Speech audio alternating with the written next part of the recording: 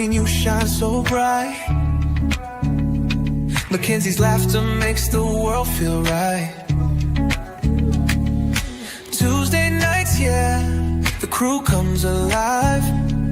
With the love that you give, we all survive. Yeah. From the garden rose to the late night streams, you're living out faith, you're living out dreams. When life gets heavy, you still stand tall. Creekside queen, you're the heart of it all. What's up, Creekside family? Welcome back to the channel. I am your girl, Tampa. Please hit that thumbs up, subscribe, and share the live out. For those of you all that's going to catch the replay, I hope you guys enjoy it. And don't forget, put down what you had for dinner and what your temperature is.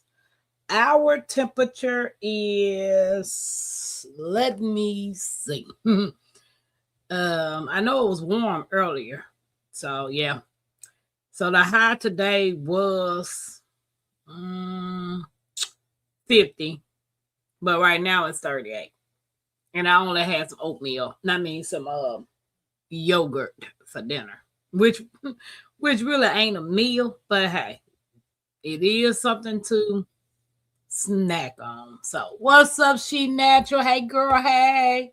What's up, Happy Mac? Welcome in, guys. I appreciate y'all hanging out with me tonight. We have an awesome topic, and I think it's gonna open some people's eyes. It might not open people's eyes. It might not resonate with you, but hopefully you get something from it. And yeah, so. What y'all have for dinner? And for those of you all that's in the bushes watching, come out the bushes. Please come out the bushes and let us know where you watching from. Like, I'm in the state of Indiana. Hey, Bougie. Welcome in. Happy Max said it is 11 degrees there and she had 2 Jolly Ranchers. What's up, Bougie? How you doing? Guys, I did pin the link at the top if anybody wants to come up and hang out with me and discuss tonight's topic. You know, long as I know you, you're welcome to come up here. We ain't doing them shenanigans tonight. She said, I put some chicken on the grill. Okay. Bougie, how you doing? What you cook, girl? What you cook? I am still trying to figure out what to do for my 50th. And my cousin going to ask me again today to my girl, come on, let's jump out the plane. I'm not jumping out no perfectly good plane. Not Tampa. I want to make it to C-51. So, yeah. We're going to do something on the ground. That's the goal, to do something on the ground. What's up, Jay? My words, Tampa it. She got her sister on here tonight. Well, welcome in, guys. I'm Pam. Tampa's on the break. Now I'm gonna be like Jade. I'm gonna be like Jade.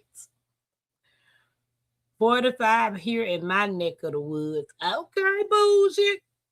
Honey Slinger. Welcome in. She said, I didn't cook, but my daughter made some chicken nuggets. Okay. Yeah, I hadn't had no dinner. Did I even have lunch? When I got up. Okay, I did have breakfast, but I had no lunch. And this is the only thing that I had for dinner, which probably full of all kinds of junk. But that was just the quickest thing that I can get to put it, to eat. So, hey, it is what it is. Y'all, I'm gonna set this up here because my thing is lagging still. I don't know what's going on with the chat, why it's behind, man, So I'm trying to give 5 more minutes and then we'll get started on the topic. But guys, bear with me because my computer is slow with the chat. So I'm looking on my iPhone to make sure I don't miss anything. Yep. So Happy Max said, I'm still ugly from yesterday. Unpleasant shenanigans. It'll be over tomorrow, girl. I'm so glad you are all right, because it could. People so evil and rude and wicked out here today, man. All kinds of shenanigans happening. I did get up and go Uber today. I don't know. I know I'm not going to be able to Uber Monday. What's up, Mike? He said so many ass. What's up, Mike? Welcome in. Welcome in. So, Monday, I got to go. They just going to be sticking me all day Monday. Like Monday morning at 9 o'clock, I got to go get 9 shots. Like they do three shots in one arm and 6 in the other one.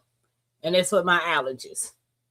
So then I take my daughter to the doctor. After I drop them off, I got to go back to the doctor. And they're going to give me something called a gel shot in my knee. I asked the man, was it similar to the cortisone shot? He was like, somewhat. So then when he said somewhat, I was like, wait a minute. Is it going to hurt? Because if it's going to hurt, you're not putting that in my knee, bro. The cortisone shot didn't bother me when he did that. So have anybody ever had a gel shot or heard of a gel shot? Let me know in the chat. Just let me know in the chat. So, and don't forget, smash that thumbs up, guys. Booja said, Mr. President, hanging out. Wait a minute. She said, hanging out Jolly Ranchers to y'all. Handing out the girl, green Jolly Ranchers are my favorite. The green apple, Jolly Ranchers, I can eat them all day. Like, what's y'all favorite Jolly Ranchers if y'all eat them? And Laffy Taffies, the banana kind is my favorite. Like, I can eat the green apple and the banana, but the Laffy Taffy, but I love the banana and Laffy Taffy and the green and the Jolly Ranchers. I hadn't had a Jolly Rancher and a Laffy Taffy in a whole long time. Five Below sell both of them. Nah, Tampa, you can't do it. You can't get it. You can't get it, girl. You cannot get it. Wait a minute. She said, what Mike say? Hey, Bridget, welcome in. What's up, Rob? See, this thing just jumped on me on the laptop, so I got to keep paying attention to the laptop. It's probably ass cushion to joints. I don't know, but I'm going to find out. Because, baby, I ain't never heard of a gel shot. What's up, Rob in the garden? Bridget Harris, y'all don't forget. She said a hydrogel. You'll feel awesome afterward. Okay. Happy Mac, I'm going to take your word. Because when I come back live Monday night, you got to know with my face before I open my mouth on how that shot made my knee feel. Nanos. Yeah, banana is the best on Laffy Taffy, man. They did the do when they made that banana Laffy Taffy. And banana now laters, oh, they good too. Like, yeah. I ain't gonna even not cap. Banana Laffy Taffies, banana now laters are the truth. Yeah. So guys, what's up, David? I'm trying to make sure because this doggone chat going crazy over here. I hope I didn't lie. She said, I hope I didn't lie to you, girl. You gonna know come Monday after I go to that doctor. I don't know what's going on. What's up, cousin? Okay, Jake said he'll be up once he finished eating. Mike said he got to brew him some coffee. Be right back. Welcome in, guys. I did pin the link at the top if anybody wants to come up and join tonight's topic. So, tonight's topic is attachments will destroy you. Why detachments is the real power.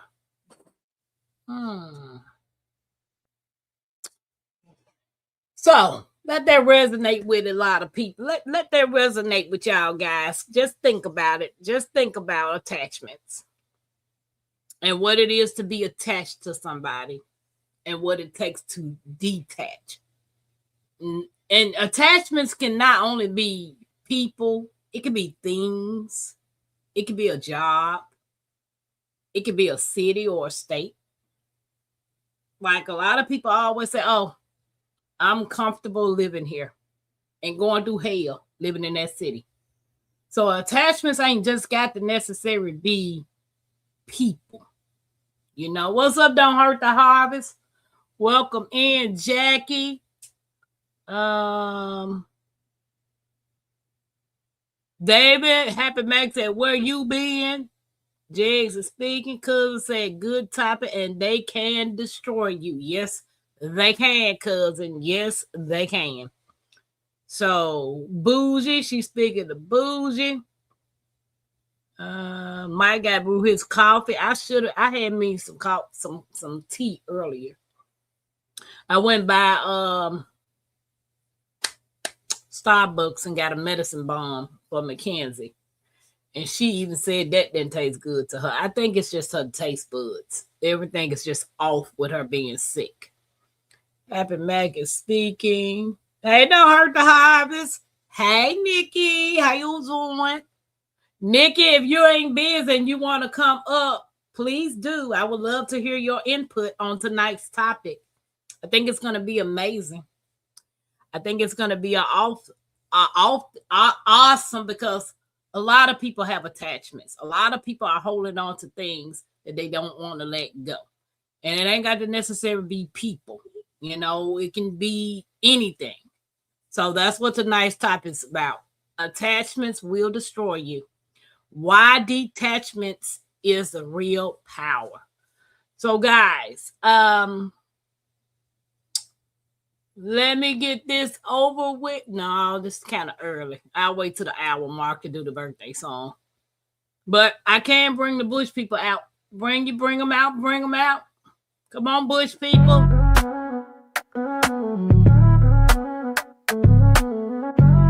Queen of the creek. I see you watching, I see you lurking, showing that love, yeah, I know you working. Hands in the air, let's vibe, let's speak. Bush people rocking with the queen of the creek. Turn me up through the bass, yeah, the vibe so deep. From the chat to the fam, yeah, we all gon' eat. Every like, every share, yeah, I see that move. Ain't no fake, just real, yeah, we keep that groove. We don't fall, we just build and rise. Every stream, every dream, yeah, we touch that sky. Tampa Queen set the tone, yeah, the love too strong. When the fam come together, we can't do no wrong. I see you watching, I see you lurking, showing that love, yeah, I know you working. Hands in the air, let's vibe, let's speak. Bush people rocking with the queen of the creek. Shout out to you bush people. Come on out them bushes. Rob talking about Candy is the devil. I agree, but it's hard to step out and away. Don't hurt the harvest said a lot of stuff. Yeah, we can have attachments to a lot of stuff. Nikki said, I entertained at my home today. Been on my feet all day long. I feel you. I appreciate you being here, though. Rob Candy is little Debbie's sister for sure. It is. That's why I ain't got no teeth today, because of all that junk and candy that I used to eat. And as I got older, my teeth just got brittle, and just broken, and just, yeah. Yep, candy. Oh, you know you always welcome over here, girly girl. You know it, Nikki. She said, I have to be a bush person tonight. I feel you. Yep. But anywho, so let's get, if you're ready for tonight's discussion, put some hearts in the chat. And Jeg said he'll be up when he get through eating his steak and white stuff. The man can't go a day without eating sour cream, cottage cheese, goat milk. Yeah. No, I pass. Sylvia, hey. My Renaissance grandma, hey. Don't hurt the harvest. These are compliments of a JC Calamity, Jane. The night that we did the crafting with Tampa, she was up there doing all the earrings. I think she sent me like 10 pair of earrings. And they were all different colors, but all of them have green in them, which is my favorite color. Y'all already know it. Y'all already know it. Rob, Sylvia, y'all put in there what y'all had for dinner. Everybody is ready for tonight's topic. Don't forget, hit the thumbs up. And if you have not subscribed, please do so. We would love to have you a part of the Creekside. Sylvia said, loving your hair. I need you to do mine. Well, come on, girl. I'll do it. I finished it up last night on the live.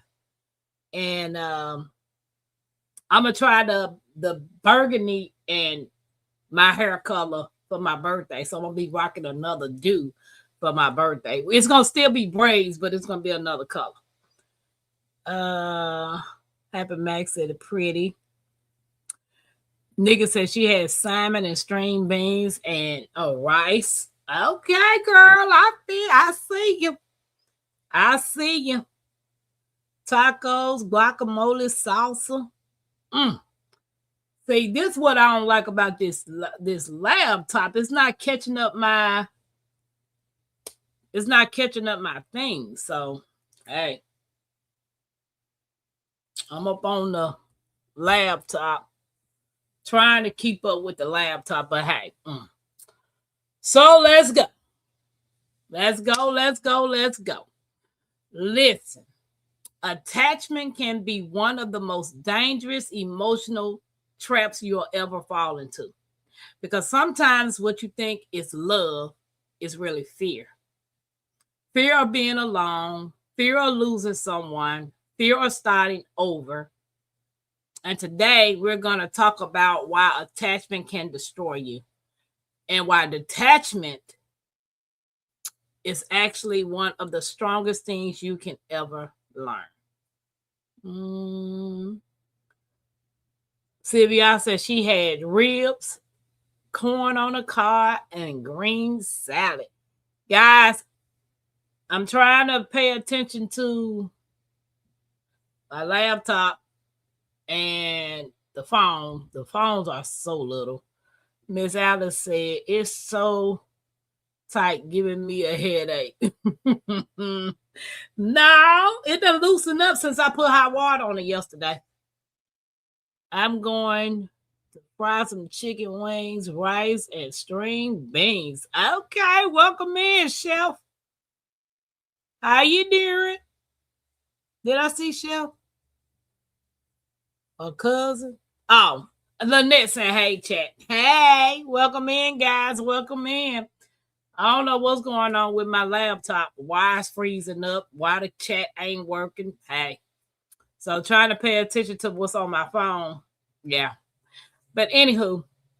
So put in your words, your own words. What is attachment really? The answer. What do you think attachment really means?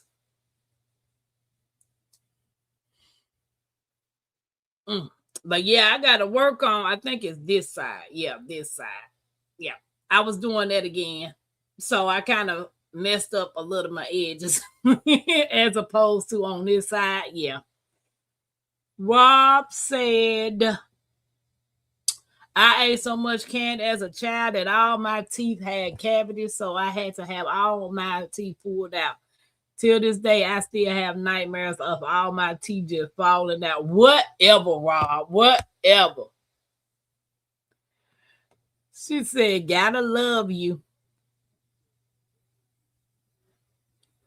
Nikki, cousin. Some kind of bond. Lynette, David speaking to Lynette. She is natural. I'm trying to work on not being attached to my phone. Feeling a little lost without it. Everybody is speaking. While I'm trying to act like he ain't got no teeth in his mouth. You trying to throw shots at me, Rob? Okay. So what is attachment really? Attachment is when you feel like you need someone to be okay. You need their validation. You need the relationship to work no matter what. And not just saying relationship. It could be anything. Sometimes you're not attached to the person. You're just attached to the idea of them. And for example, I've been single since 2020 due to me being in a relationship with a narcissist. I figured if I do this or do that, eventually he'll see my worth. Nah. No. It was always victim blaming. Everybody else was in the wrong except for him. So it took me a while, a long while, to see that no matter what I'm attached to someone that don't care about me, that don't love me, because if you love me and care about me, you wouldn't do the things that you did towards me.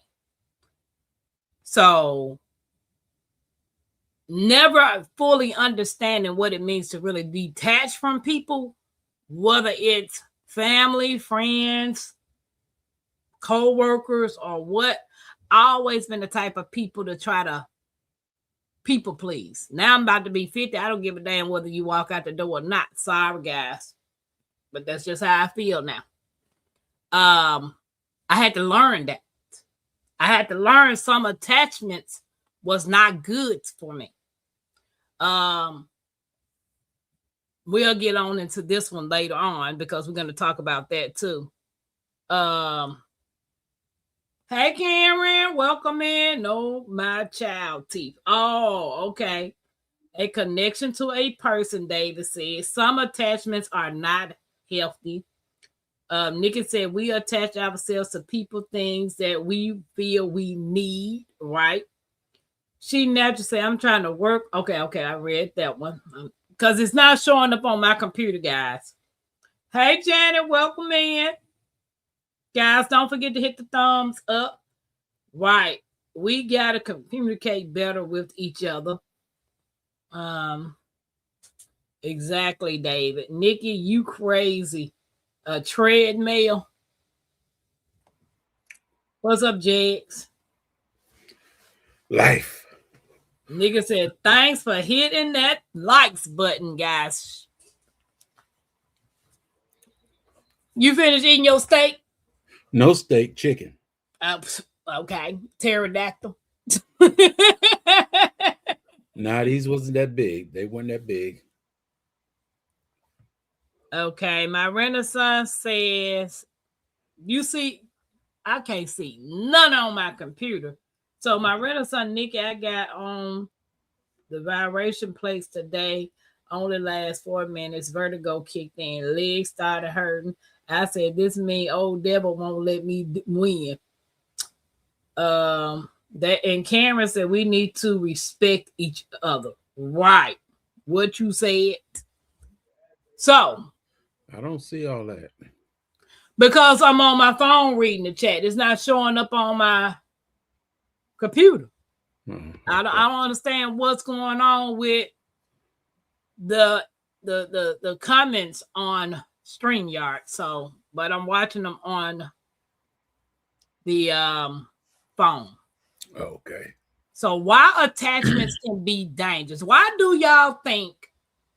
attachments can be dangerous.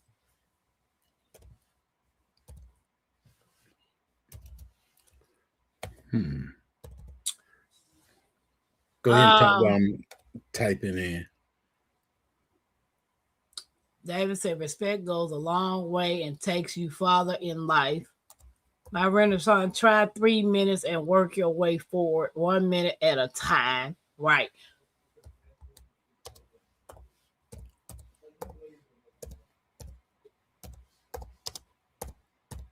What's up, Dave? We're dependent on the people and things that we shouldn't. Right, Nikki, that part. David said they can be healthy too. Why attachments can be dangerous? Why do you think, Jigs? I said, keep talking. I was typing. Oh, my bad. David said you are vulnerable where attached. And CBR said you can lose yourself being attached to someone or something. Right. What's up, Bougie? Hello, hi. How are Hey, you? Bougie, how you doing? Hey, honey slinger. We don't let God lead us like we should. We need to have our focus on Him. He won't lead us wrong. True. That's what Karen said. And Lynette said, all correct. We learn or suffer.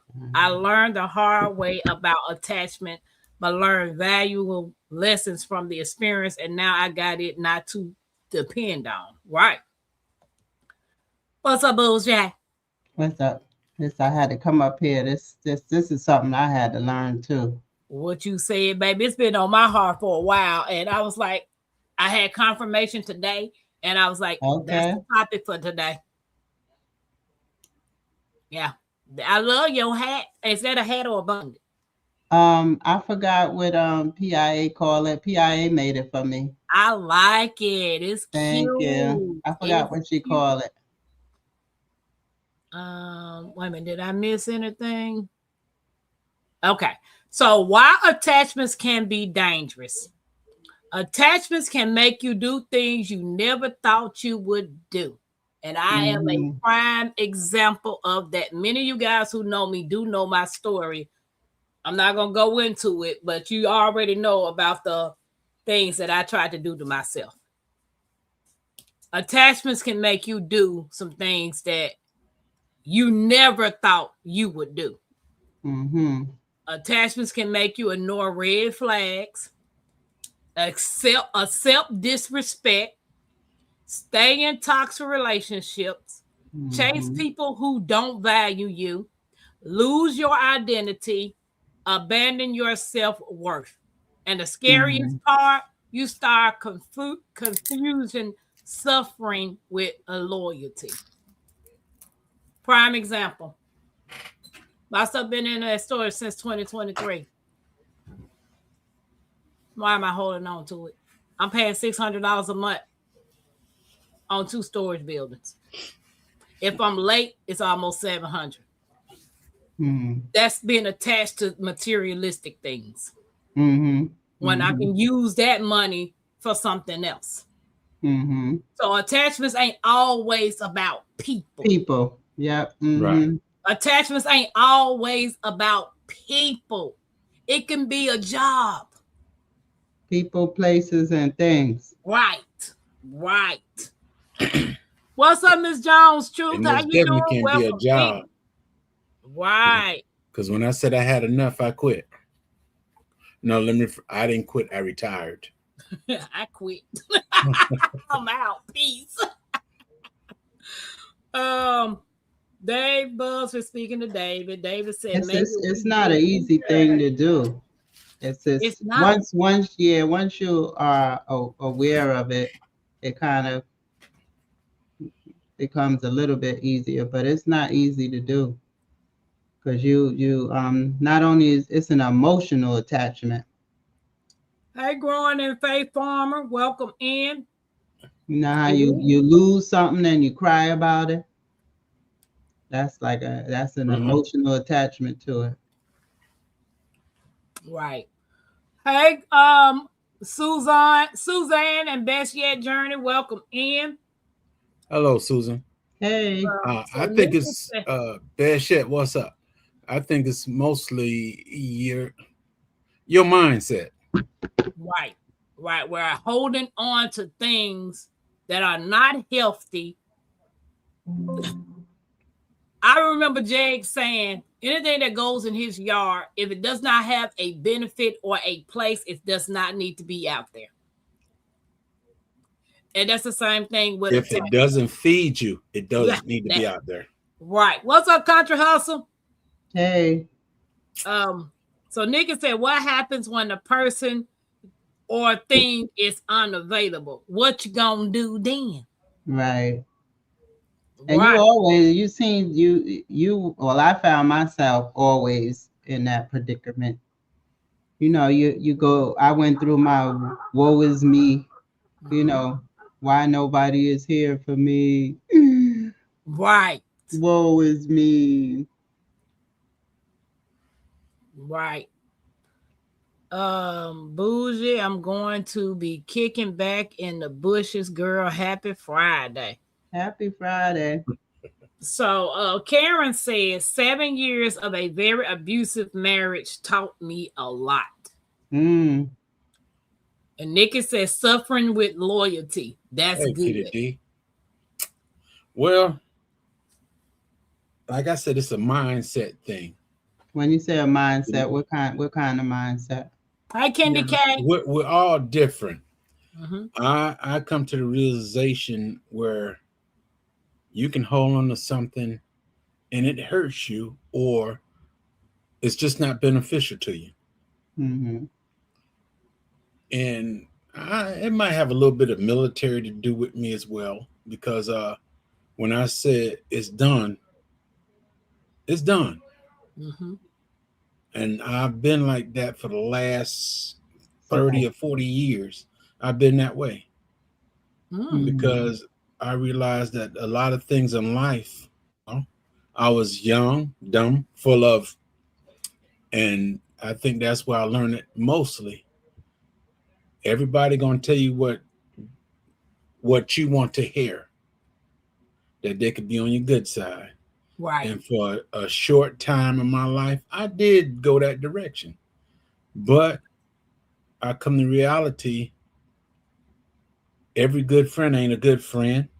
Mm-mm. Right. Every good situation is not a good situation. Mm-hmm. And I just change. When I say I'm done, that's it. That's the end. That's just the end for me. Right. Mm-hmm. Right. That come with people and situations. If I Right. say we done, you ain't got to worry about me saying nothing to you or coming to you or whatever. That's just me. I think, like you said, that like I had I think maybe like you said, it's an age thing, because when you're younger, you think that especially my generation, Hey, Howie. we have the baby boomers where they have a way that they feel and think that you should be living and things that you should be doing. And as a loyal generation, we followed those things without question. Some of us, we Mm. did them without questioning. That's how we came up. We didn't question what was told to us. We just did what we was told to do. So now when you go into this in adulthood, and you still got your parents, you 35, 40, 45 years old, and they still trying to tell you what to do, and you not, you know, don't have your own way where you want to go, or you don't want to rock the boat to get um, nobody mad at you and stuff like that. So yeah. I get you. Rob said attachments can be an everyday bad habit that we all may have and don't have under control. Gambling, lying, cheating, lusting, jealousy, drinking, drugs, porn, materialistic, low self-esteem, etc. And Nikki said, yes, bougie. David said, well, cleaning is very healthy for oneself. What's up, Chris? How you doing? Somebody else said something that made a good point. I'm trying to get down to it. Hey, Candy Kate, thank you, girl. I just finished this hair yesterday. Ooh, Cool Forest, welcome in. welcome. Annette, Thank welcome you, Yeah. in. everybody. If they aren't a good friend, are they a friend at all? Candy K says. You know that word friend is not well. I was like this for a while. Like everybody is not your friend. I think Right, for me that is a word that you shouldn't give to everybody right, because everybody that comes along doesn't really need to be your friend. It could be acquaintance. It could be Acquaintance, people you associate. just associates. Like that word friend is like these people need to be able be like that should be a person that cares about you unconditionally. right. Like, and especially this is somebody that has been around you for decades, What you said. Hey, Thea. not somebody that you just met 30 minutes ago or even 30 days ago. That is not your friend. Or online. Just And because when you you could come up on Especially online. right, just because you come up on my counter don't make you my friend. Exactly. It show nope, we is not friends. We show Right, ain't. and right. when you Are we say we friend, community members? Yes. We are community members with each other. Yes. when you say Right, friends, it's kind of like you got to also categorize it. Yeah, we friends by word, but not by deed. right, Mm-hmm. right. Hey, Mm-hmm. Miss I, Jones. I Mm-hmm. call you my friend Hi. because I Hey, socialize with Bougie. Hey, you Tim. constantly, but because we just, how you doing, Miss Jones? But because we always dealing with each other, the word friend is there, but in reality, you're just associate. Right, Right. right, Right. right. Food Right. said thumbs up and takes 20 years to be somebody's friend. Okay. That's what I'm talking about. Let's see Right, how long you gonna be around. Or when things get tough, if you're gonna stick around and right. how you gonna be, how supportive you are when things start going downhill for somebody. Yep. So the third point that I have, attachments makes you accept the bare minimum. When you're attached, you will say, maybe they'll change. Maybe I'm asking for too much. Mm-hmm. Maybe I'm the problem. Mm-hmm. No. Attachments makes you settle for crumbs because you're afraid to lose the whole plate. Somebody treating you piss poor on your job because you know you got bills, you put up with stuff. That's Mm-hmm. not a healthy attachment. Mm-mm. You got plenty other jobs out here that somebody is gonna treat you what you worth. Granted, you might take time to find that job, but hey, they out there. Or here's a thought: start your own job, start your own business. You be your own boss. All attachments are not healthy. That's why I retired so I could be my own boss. Right. And Hey, then I baby. got to the house and find out I had a boss in the house. Mm, acquaintance. Wait a minute. Yes, untested friendship is meaningless. Yeah, I use it when I say my circle ain't a circle, it's a diamond. I mean a triangle. You ever heard of that Yeah. I forgot who told it, like they said they talked about a tree, like a tree that's been Yeah. around for decades and how many roots it has, and it only has roots and three roots, and Hmm. that most likely that's probably all the friends you'll probably have in your lifetime. Right. Because branches breaks, No, leaves. the roots. No, no, Now no. I'm saying, people could come, yeah, people might come yeah, as leaves and branches, and that's another thing people have to learn. So most people is not coming to stay. right. They coming to pass through, and we don't let them pass through. We attach ourselves to them and hold on to them, and they're not really here to stay. They just let them go, let them pass on through. Those Right. are the leaves. The leaves come and they go. And the Hmm. problem is too many people trying to be you a cherry tree leaf and you over there trying to be an oak tree leaf and you wondering why it's not working. What you said. It's not working. No. Let's say that for the people in the bushes. Food Forward said it takes no talent to hurt or kill earthlings. Take real talent to heal earthlings and bring them back to life. Earthling, yeah, she said, Lynette said, yes, a bougie. If you are fortunate in this life, you can honestly say you can count good friends on one hand. On one. And that's if you're fortunate in life. But the problem is they're not really taught what a real friend is anymore. You understand what I'm saying? Right. A real friend will challenge you. A real friend won't put up with your foolishness. A real friend gonna look you in the face and say, you're wrong. You just wrong. A real friend, when you need them, they're not going to think about, well, this is inconvenient for me right now. If you really need me, I'm going to be there. See, these are the things was real friends. Everybody that's like TikTok and them places, they think, oh, I have 5 million followers, so I got 5 million friends. None of those people are friends. Get sick. What you said? Get broke. What you said? Get hungry. Or change your ways. Change how you see yourself and watch.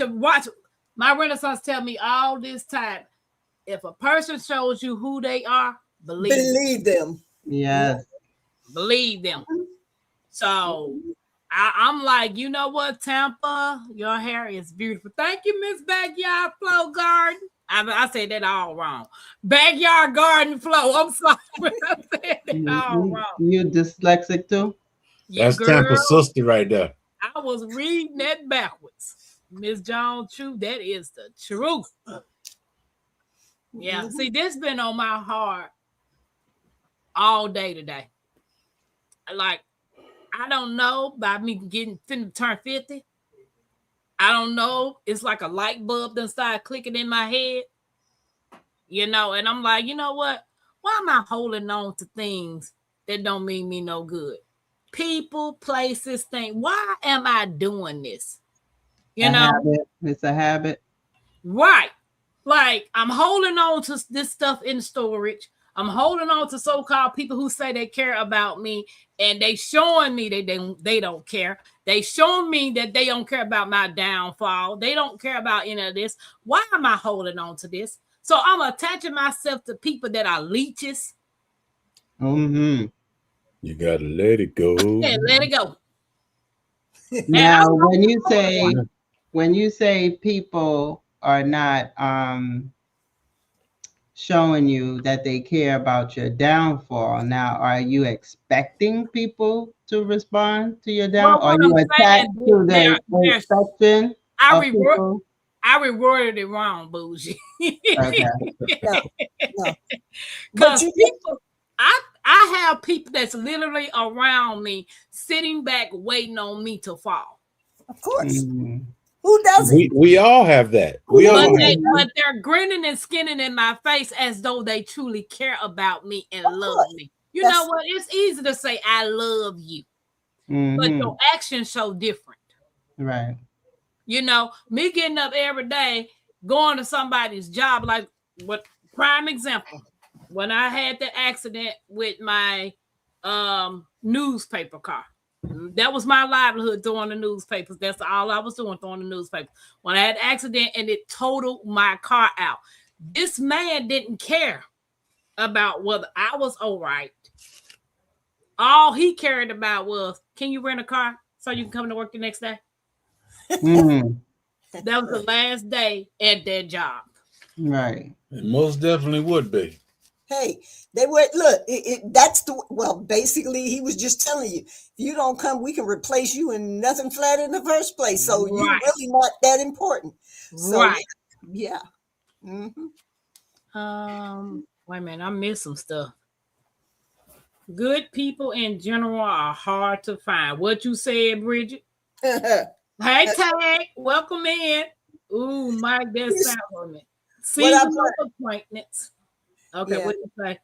No, I was going to say one thing about people, or let me just put it this way: one thing about humans, they can only pretend for so long Right. because what's in the heart is going to come out, Yes, one it way or is. another, and you just can only pray to God that when that real person come out, you're not in the fallout. So, Right. or you're not in the fallout. No, Right. people will show you who they are. Eventually, just give them time. Hey, growing with Hudson. Welcome in. Well, when you first meet somebody, I believe I forget the comedian. What that was wearing the fake hair? Cat Williams. I thought that was a No, real. no, Oh, no, the one that do the Family Feud. Steve Harvey. Steve Harvey. Yeah. He in his book, I had read his book, and he said 90 days. And it's true. If you meet somebody, they'll show you who they really are in 90 days. You'll see it. Yep, yep. That's why so many relationships fall. They don't even wait 30 days. They don't even wait 2 weeks. Hey, by you. All right, Miss Jones, you're gonna stop that now. I've been here 40 years and I didn't wait long to marry her. Well, look, but see, you have to understand your mindset has a lot to Mindset. do with it. Do Right. you understand what I'm saying? I met my husband over the telephone, literally. That's how we met. I was living in Ohio. He was living in Mississippi. We met over the telephone. And our first conversation that was only supposed to last 15 minutes lasted 3 hours. So that in itself told me a lot, but still, I had never laid eyes on this man. I only heard his voice. 2 weeks later, we actually got a chance to meet face to face. Okay. Then some months later, see, you got to take time in these things. That's the thing. Why is everybody in such a hurry? I ask my children all the time. I'd be like, where's the fire? Is there a fire somewhere I don't know about? What? Why is everything so high speed? When I deal with young people, I'll be like, where's the fire? Is there a fire that I don't know about? Tell me about it. Do I need to run? By you. No, everything is just rushed. It's rushed in. Here's what I've learned. You can rush it as fast as Instant you gratification. right. You can rush it. You can push it all you want. But if you want good results, you'll take time. You're gonna take your time. Yep. Sylvia said, right. Why is everyone in such a rush? And Thea said, that's true, guys. We can count on one hand the people who are truly your friends. I've known people for years, thought they were friends, but turns out they really weren't. Right. I've been going through that for the last year of people that I've known years and years turn their back on me with no words or that, no explanation. Just stop talking to me, stop calling me. And I'm like, you know what? I'm the one holding on to something. Because if it was easy for you to let me go without saying anything to me, then you didn't care about me no way. So I get it. I get what you're saying, Miss Jones. She did a good job by you. Wait a minute. No patience. You're talking about your hair, right? Oh yeah, I did my hair. It would have took me 2 days. It did take me 2 days, but I had a blowout and I was standing on the side of the highway. So when I finally got home, I didn't feel like finishing the other part. I just finished the other part last night. I know I was watching you, but and you were making me. I was like, Lord, if I held my arms up that long, y'all have to come and get me. But Miss Alice was called me and she said, Tampa, you on the side of the road.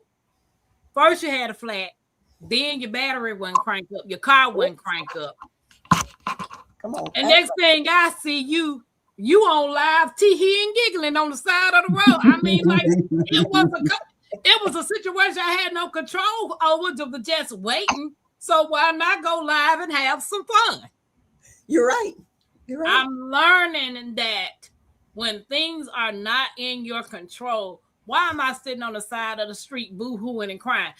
I got on live. Mackenzie was sitting back there doing her homework. Woe is me, right? Woe is me. Yeah, like we was just, I mean, she took out her, I didn't even have to tell her to take her book out. She took her math book out, started doing her own homework.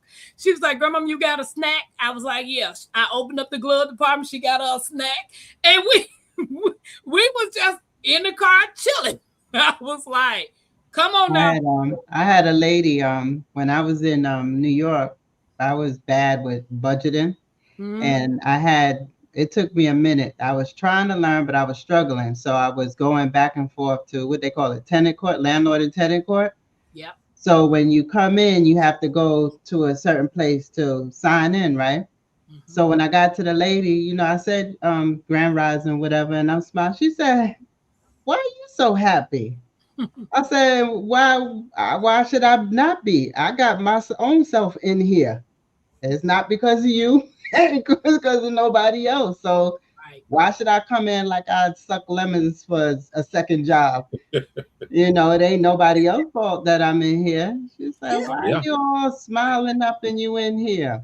And see, Tampa, you're changing. So you're starting to learn that had you got stranded on the road, went to cussing, fussing, jumping up and down, acting crazy and everything, it would not have changed that situation right now. Exactly. That's right. Yeah. So, and you think about all the energy you would have wasted crazy, which would not have changed it. So why not just say, oh, well, let me find something else to do till it changed. Right. Guess what? You're calmer. Your blood pressure is better. What's up, girl, Dad? Imagine if you would have had a customer in there, a customer in the car and it happened. Yeah. Well, I was actually on the phone talking to Miss Alice heading to go get in the food stamp line and hit a pothole. Well, it wouldn't have been no problem. Two things would have been in my favor. One, the side that I was on was, where the fast lane is on the expressway and the wall, that was one mistake. I was on that side when I hit the pothole. It was on the left-hand side. Yeah, so the tire that needed to be changed was on my passenger side front. So out on the outside where all the cars was coming. That was the first mistake. Second mistake, I didn't have a spare. If I had a spare, Miss T would have never had to come and get me because Tampa know how to change her own tire. I don't play them type of games. But Miss T came and got me. Well, I had to call the state trooper to come and block the traffic for them to get over so I could. Well, the little jack thing that I had, it took me, I thought I was bigger than what I am, but I'm not bigger than what I am. Because my uncle told me when the lug is too tight, stand on it and pull it, with your hand, stand on. But with the lug that I had, you can't pull it. You just, I had to do what I had to do. So I asked Miss T to ask the police officer if he had a 4-way lug wrench. He did. Glad she didn't record me because Tampa stood on it, pushed it, and baby, I went back tumbling. I thought I was doing a somersault. I'd have hit the ground. I said, I know he got that on his camera. And then we went and got that. On the way back, the guy, I was trying to get Miss T was on the opposite side of the expressway. So I climbed across the wall with the tire to put it on that side because the traffic was backed up. Anyway, to make the long story short, I couldn't lift the tire up. It was, my arms had got so weak with doing all that in the beginning that I had no strength. So it was out of the whole ordeal. Nobody stopped to help me. Nobody. I said, Miss T, I got blonde hair. I guess that blonde hair wasn't working that day. Yeah, blonde hair wasn't working. Like, what's really going on? But this guy stopped and he actually put the tire on for me. And he said, come on this side. Come on this side. He didn't even want me outside by the traffic, right? Anywho, he was sitting in his car and didn't know my battery had drained out from me leaving the flashers on. But that wasn't what was causing the battery. So he watched me get Mackenzie across the wall so she could get in the car, and then he drove off. I didn't realize I had to have a jump. I would have asked him to boost us off, but Miss T had already left when I decided to crank the car up. But I'm just sitting there like, well, I gotta wait on the sheriff and the police to come again. So what can I do? Go live. Just go live. So sometimes holding on to stuff is all of that hollering, screaming, blood pressure probably would have went up, and I'm on the side of the road, got my kids in the car with me. I don't need to pass out nowhere. You know what I'm saying? So holding on to stupidity, because you could be attached to stupidity, silliness, craziness. I would have been doing hooping and hollering and screaming for what? Car still needed to jump. Like it's sometimes we cause more harm to ourselves than necessary. Yes.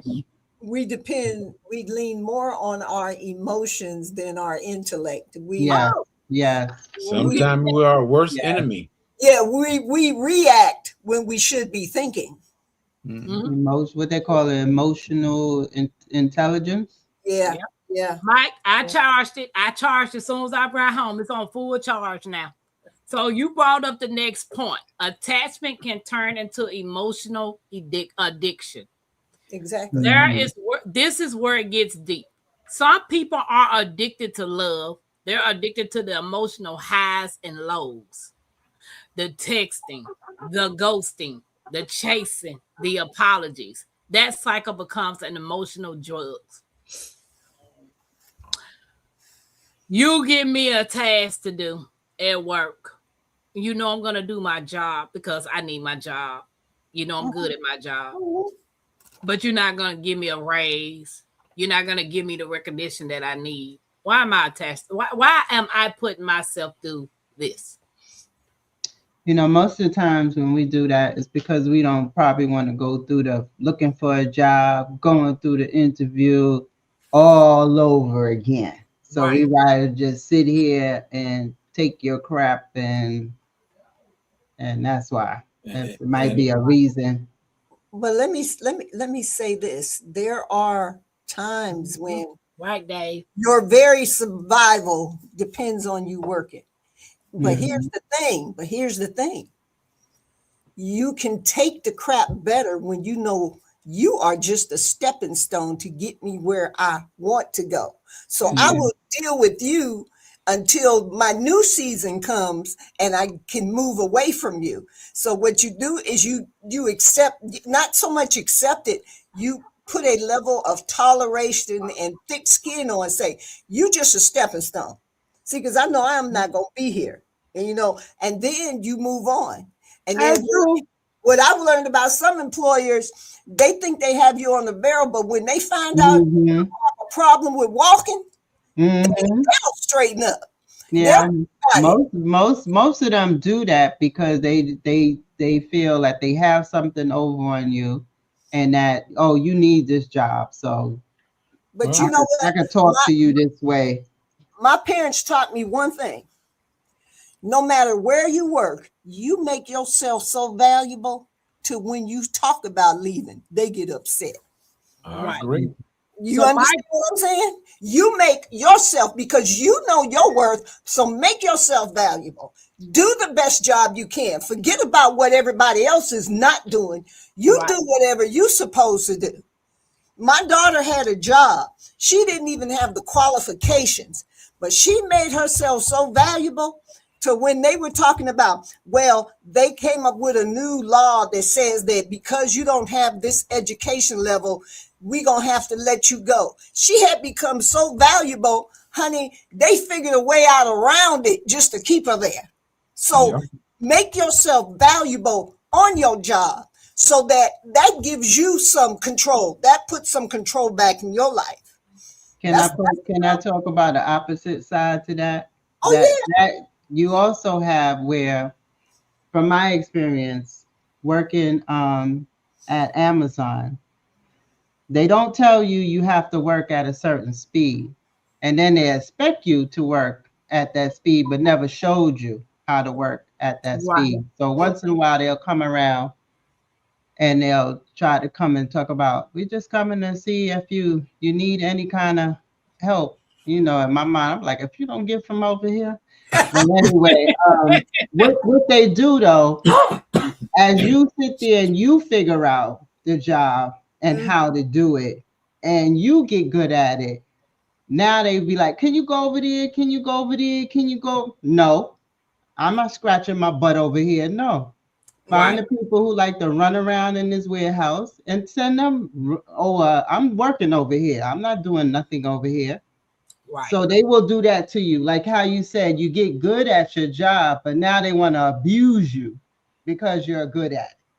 Right. Oh, you know how to run, you know how to get the numbers that we need. So go over there so we could get these numbers. Go move them boxes over there. Nope, I'm not going to move nothing for y'all. If I got a quota, I'm going to do my quota. Right. Because G-HUD says everybody and anybody can be replaced. Every single time. Every single time. And my thing when they came around was like, you didn't show me how to do this, so don't expect me to do it. You never showed me how to do it. So if I'm not doing the number, if I slow down, so be it. Because you never showed me, and you probably don't know how to show me to do the numbers that you expect me to do. Right. So I understand. When I first worked, the first job I got in the school system, they hired me as a lab tech. Fine, no problem. They literally put me in the classroom, y'all, with 18 computers, 18 tables that were still in the boxes. They had never gotten unpacked. I sat in there for 3 months. I kept saying, well, when are they coming? What am I supposed to be doing? I didn't know. I was like, the heck with this. I got bored one day. I was like, see, I'm not a person. I cannot go to work and do nothing. You want to see me go crazy? That drives me crazy. I can't. I got in there, and my husband was working in there too. We got in there, and we put the whole lab together. 2 weeks later, here come the technician talking about we gonna put the lab together. The lab already together, y'all. and then when they sent students, they said, well, you should be doing that. Well, guess what? I was already doing it. What are y'all talking about? Y'all, bye. Let me do my job. I didn't wait for y'all. I needed to do that. But I stayed in that job until they moved me to 5 different labs. I would get them started, stay there a couple of years, they moved me. The last year I stayed in the school system, guess what? They ran out of labs. There were no more computer labs. So you know what I did for one entire school year before I said I'm done? They ran copies. My job was to run copies. And the teachers, I kid you not, I had a big copier machine and I ran. So the teachers were used to getting their copies. If they put their order in on Monday, they didn't get the stuff back till Thursday. Let me tell you something. Them women would send all that stuff in there on Monday morning at 8 o'clock. By 10 o'clock, I'm done for the week. I ain't got nothing else to do. I put up with that for 1 year only because my son, who had autism, I wanted to be close to him. I said, even though he here, I can't stand it. I got to get out of here. So the next year they said, well, we're going to need you to come back. I was like, I'm not coming back because I'm not going to run copies for a whole year. At 10 o'clock, I'm done. The rest of the day, I'm walking around looking crazy. Who's doing that? That's not me. I have a job. I like a job. So that's why I left. So sometimes you just got to make a move. And then I ended up getting hired at the circuit clerk's office. She was a maniac. She fired me because I spoke to the other people in the building. All right. I remember when I'm not exaggerating.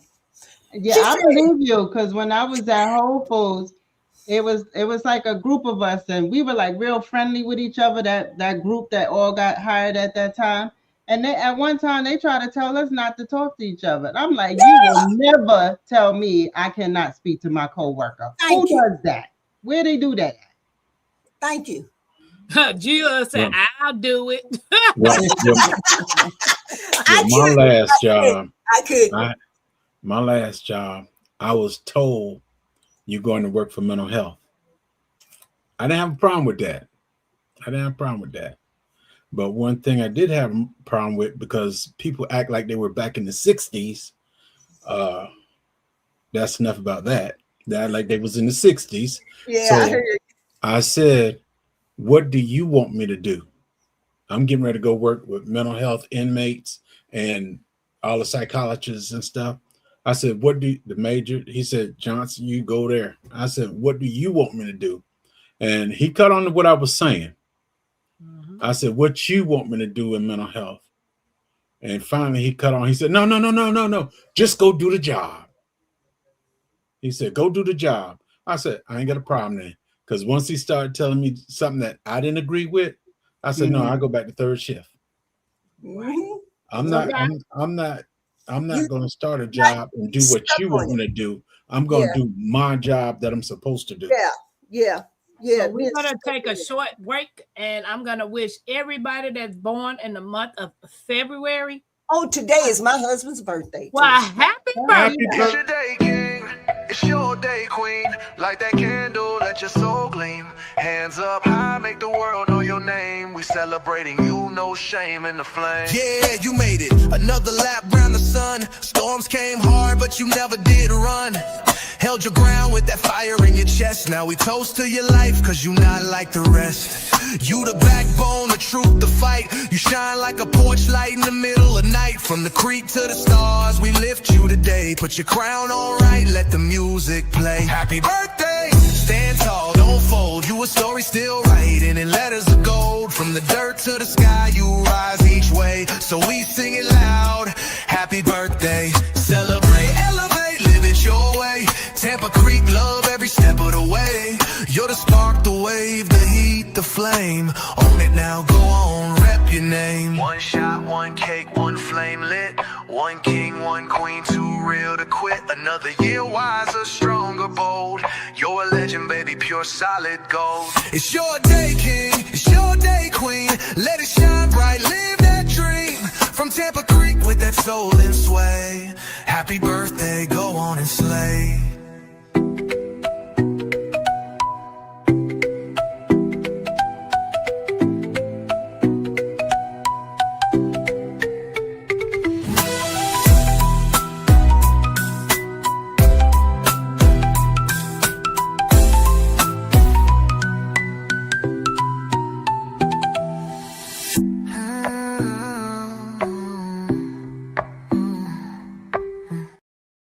Happy birthday, February, Happy baby. birthday. So G Hud said, in her 50 years, I've learned life isn't about just a working. I want to do what I want with my time, but bills, baby, my goal is to be debt free and traveling the world for a while. I want to do what I want to do. I want to be a free spirit. So let's go on to the next point. What is detachment? What does it mean to detach from something? Detachment doesn't mean you don't care. Detachment means I love you, but I won't lose myself. Detachment is the ability to care without collapsing. So, what does detachment mean to you guys? And detachment also means I still love you, but we're just not traveling in the same path. What you said, you can't walk in my shoes, boo. You got to go your own path. We have different paths. Doesn't mean we still can't speak or, no, we're just traveling in two different directions. That's all it means. Hey, Robert. Associates and family. Right. Yeah, friends and family.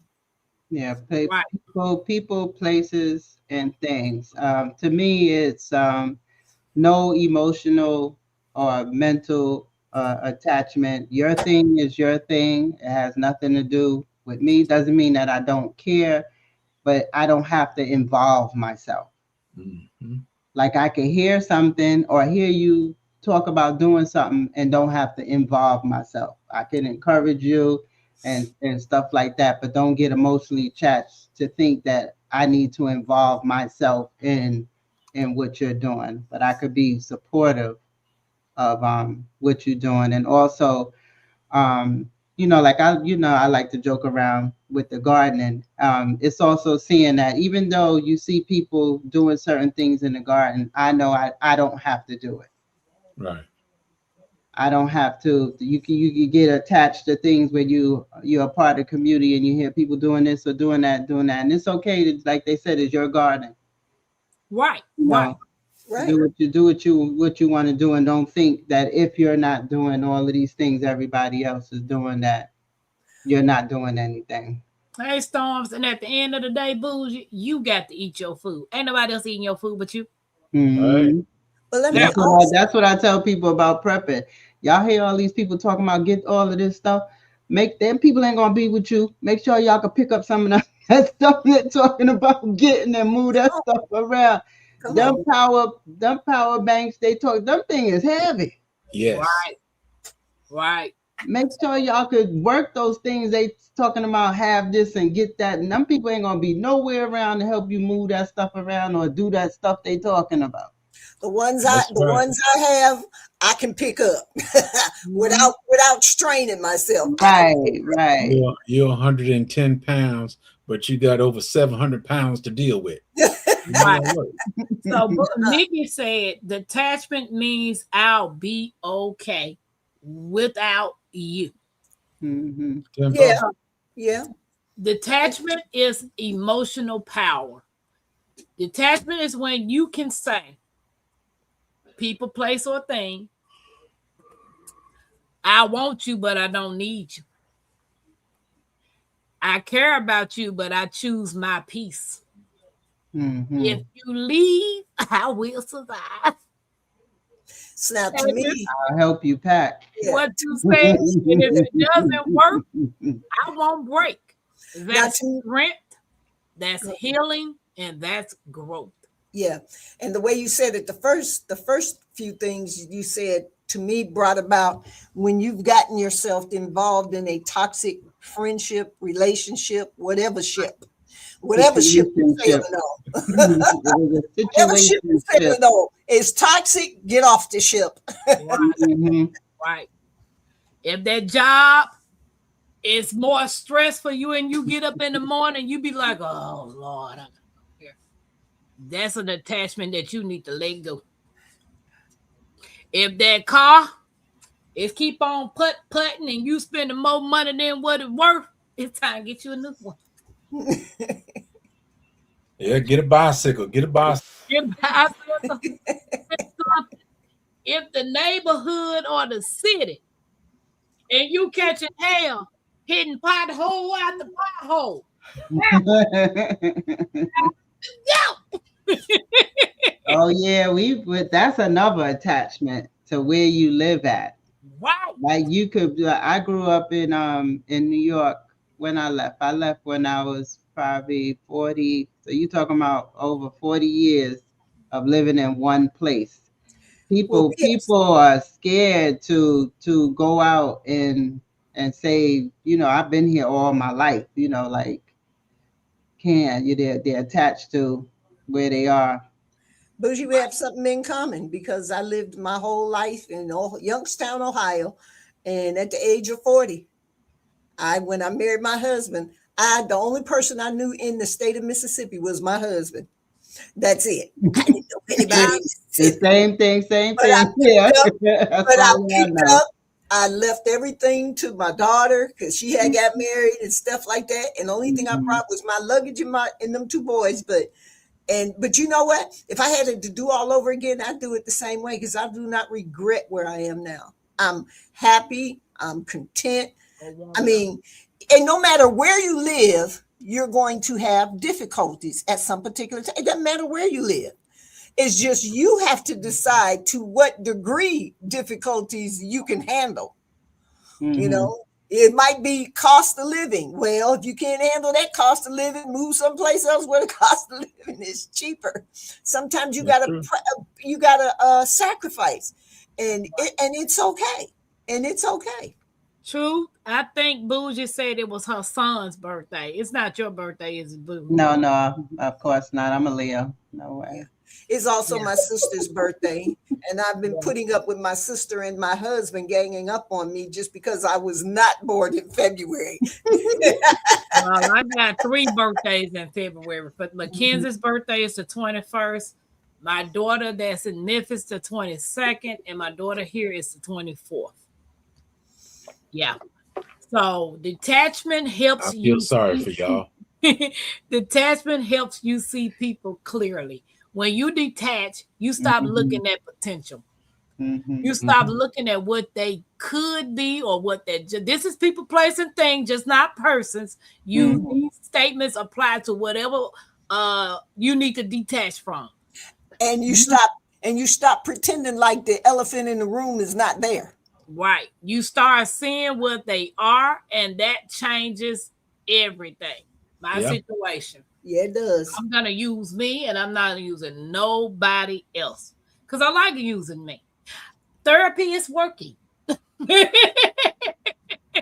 I can talk about these things and not get mad or break down and cry.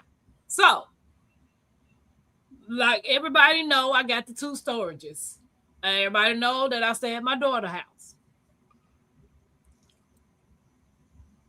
Let me word it right. Every situation that I put myself in is nobody's fault but mine. Yep.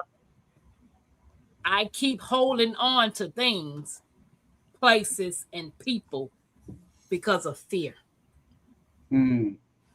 of the unknown. What happens if I do this? Then I go back into fear, and then I go back into that box.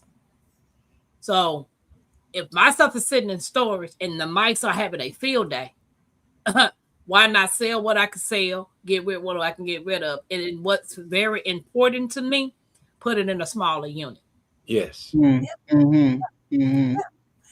then think about the fact that what you've sold and that money can go towards your bigger dream. Right. Right. So detaching from people, places, and things, it's not always a bad thing. Sometimes you got to lose to win. Again. Right. You know what I'm saying? I done lost so many years. I done lost so much furniture, so many houses, so many cars, so many relationships. Never got fired from a job but once. And that was here. But it didn't break me. It's shaping me to be a better version of me.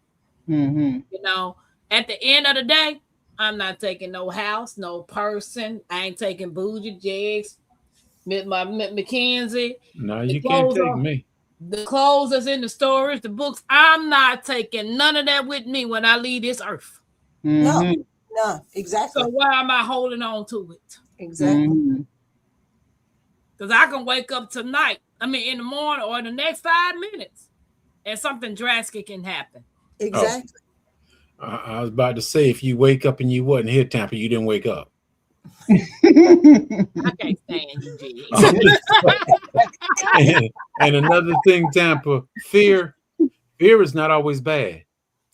Fear also saves you. Like Sylvia said, fear is an immobilizer. I Right. listened to this lady the other day, and I love listening to her. Her name is Stephanie Perry.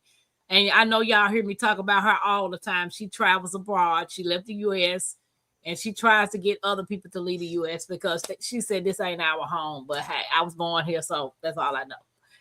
Just because that's all I know, that don't mean ain't nothing out there better.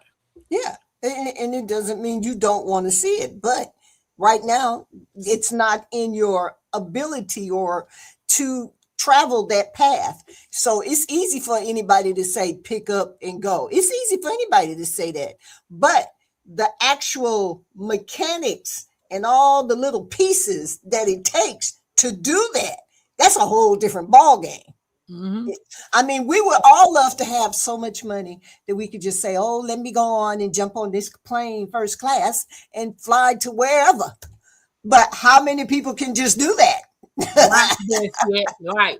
So, but what I was finna say is talking about fear. She says, take the fear with you. Yeah. Yeah. Mm. Turn the fear into action. Right. Take the fear with you. Hey, the Nichols. Hey, Miss J.K. Garden. Take the fear with you.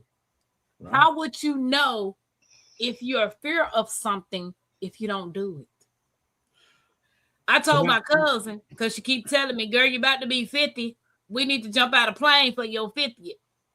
I said, I want to see 51. I ain't jumping out nobody's plane.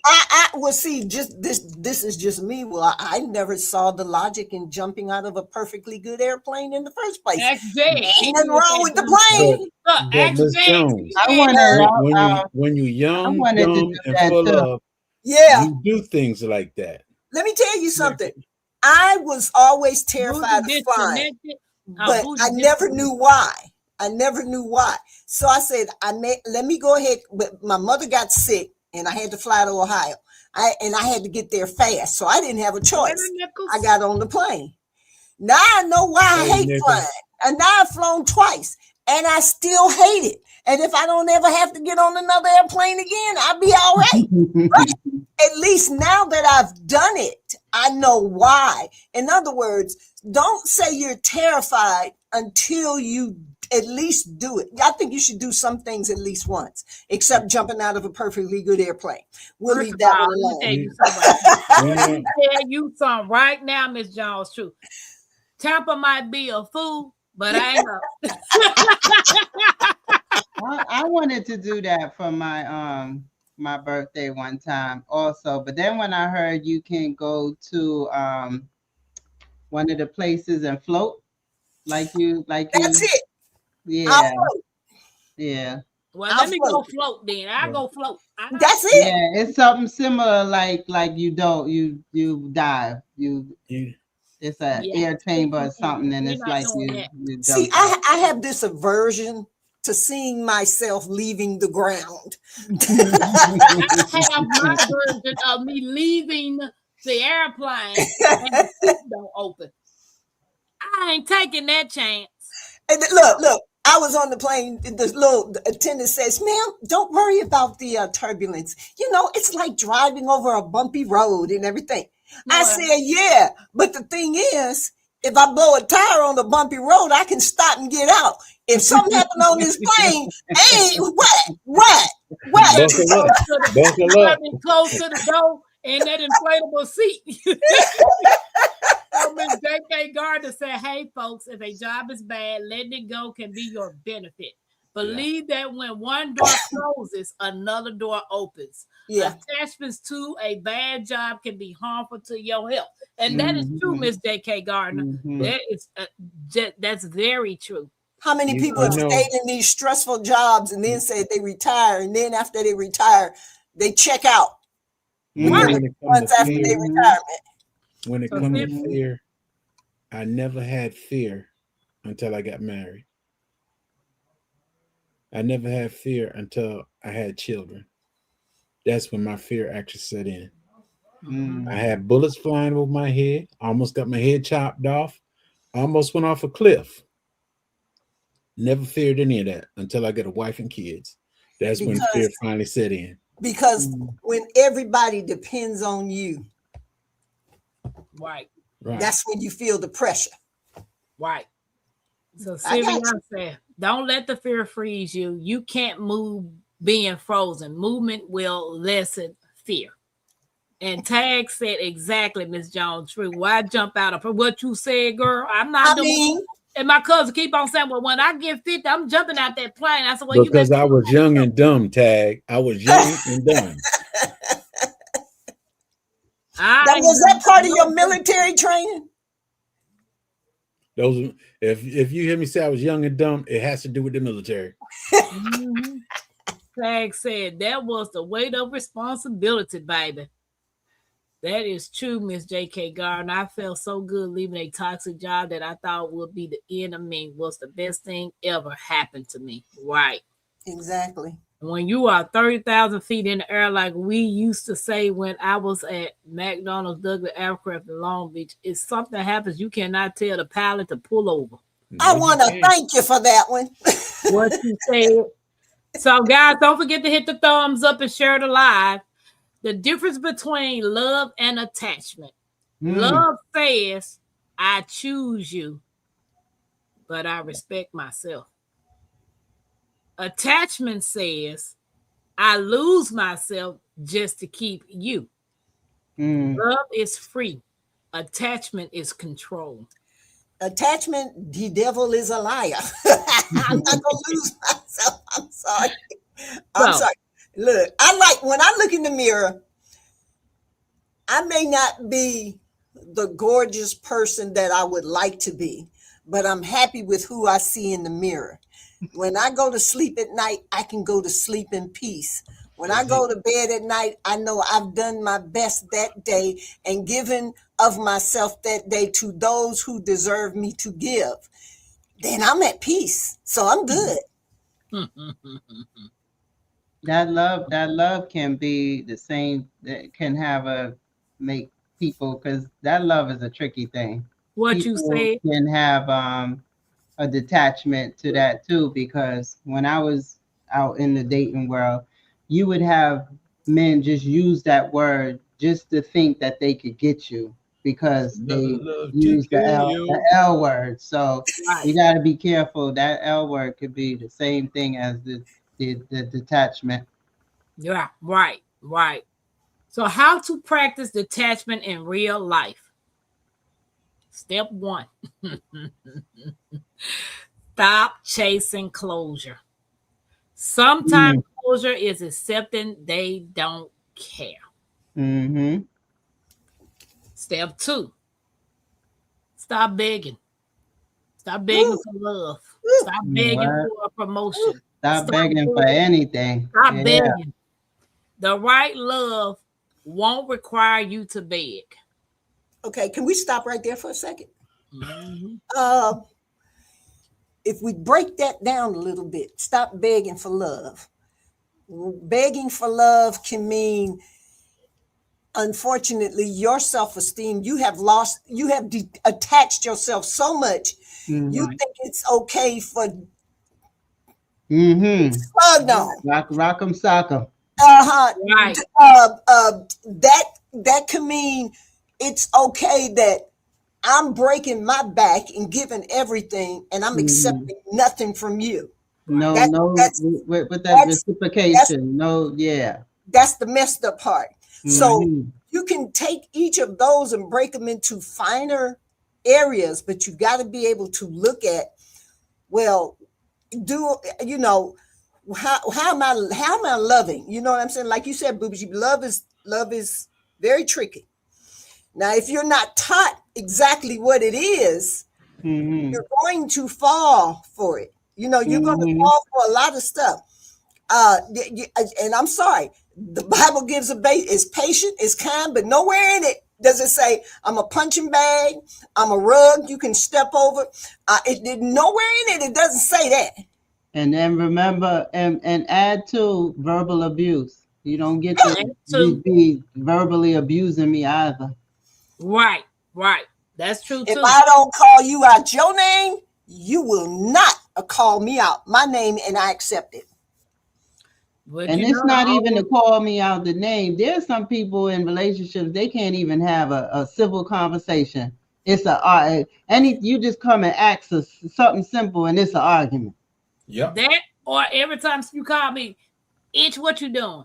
Hold up. I'm like, first of all, don't call me no female dog. My name is Pain. Why every time you talking to me, you don't call me my name, you calling me everything else? But then I turn around and say to you, you ready to fight?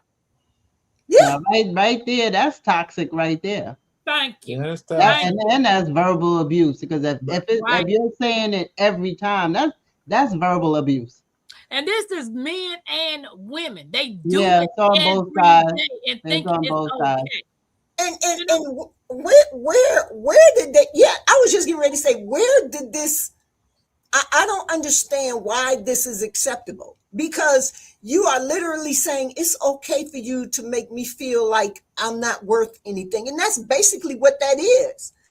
You Right. know what some of it is too. We don't know what type of people we Them, you're not dealing with worth out me. here. Right.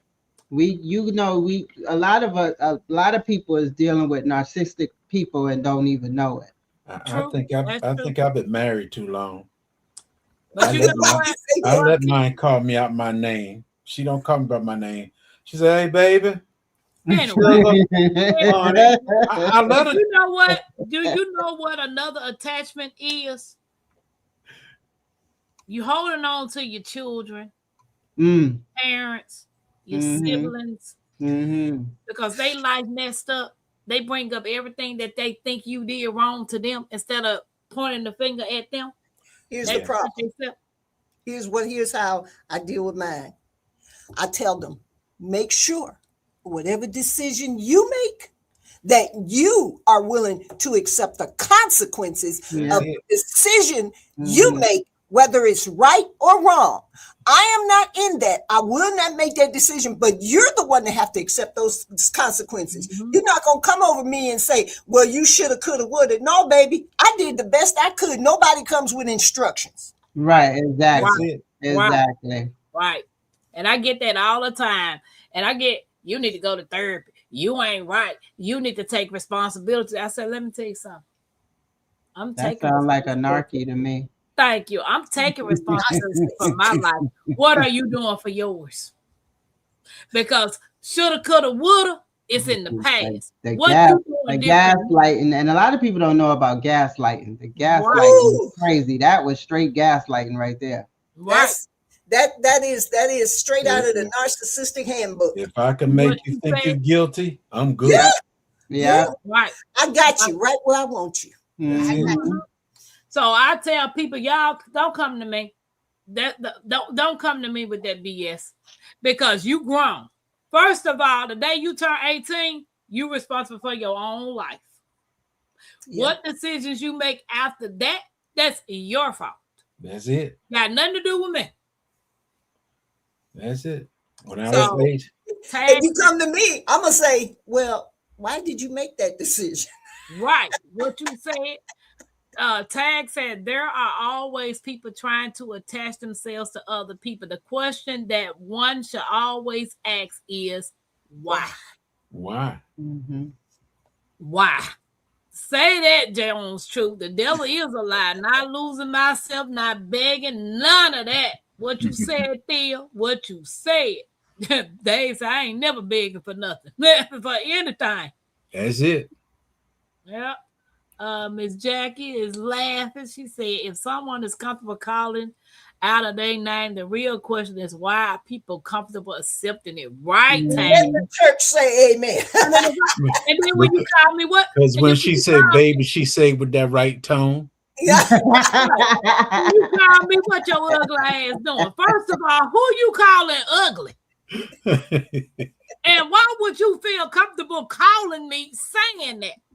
And look, if I'm in a relationship with you and you call me ugly, I say, so why you got this ugly woman on the side on your side? What you said?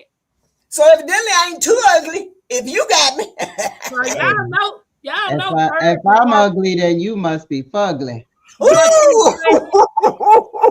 you say? Bougie, you going back there, ain't you? You going back there.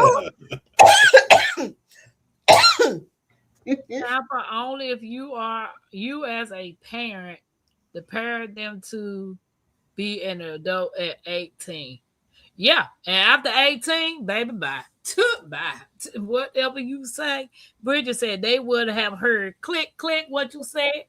Like I'm detaching myself from a lot of stuff now, because over the past couple of weeks, months, I've been like, what in the heck is you doing, girl? You about to be 50. You're not going backwards. Yesterday I was 18, but you about to be 50. It went fast, didn't it? Didn't it, Tampa? I'm like, you're not going backwards. And you holding on to people who can easily cut you off without a drop of a dime. Like, what are you doing? You holding on to this job that's tearing up your knee and your car. What are you doing? The rats is eating up your belongings. Why are you paying $600-$700 for this? Getting rid of the stuff, Sam. What are you doing? Attaching myself to people, places, and things. No more. Everybody I met on YouTube, the ones that I met in person, I am truly grateful that God has allowed me to meet certain people. Some of them showed their true colors. And Tampa ain't mad about walking away. Because at the end of the day, the show must go on. I do Monday through Friday. I do the food stamp line. I do it all, girl. I do it all. But I love you. I wish you the best, but yeah, I'm out. What you said. So step 3, stop trying to fix broken people. Hurt people hurt people. Yes. When you fix the rupper. What you said, when you can support them, but you can't heal them. Stop trying to fix folks. They broken. Let them be broke. You want to be broke with them? That's it. You can't keep on saving you know that old saying, Captain Saver. You know, you can't keep saving She don't want to be saved. Don't save her. This is how you. Yeah. This is how I look at it. I look at it that and this is just my assessment. I believe that sometimes we try to help some people so much. Sometimes we get in the way of what God wants to do in their life. Right. And until we step back and let God handle it, they're never going to get better. Because sometimes we can be the problem because we become enablers. We become supporters of their mess. Sometimes you got to step back and let whatever happens in their life happen. Right. What you said. You can't say everybody. Everybody ain't. First of all, you getting in the way of somebody's situation.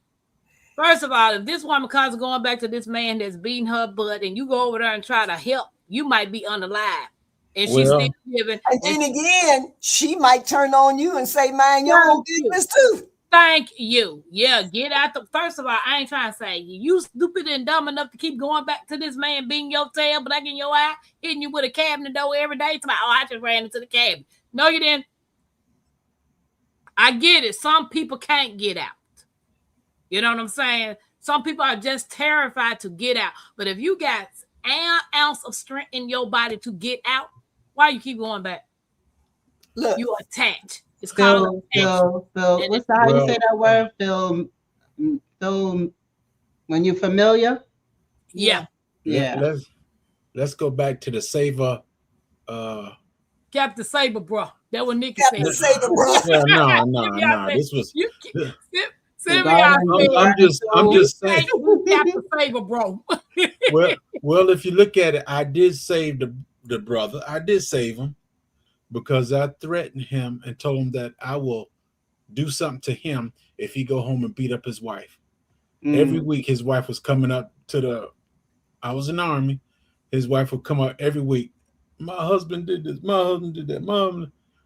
I had a serious talk with him and told him that me personally, will break him down if your wife come up here again, harmed and got bruises on her.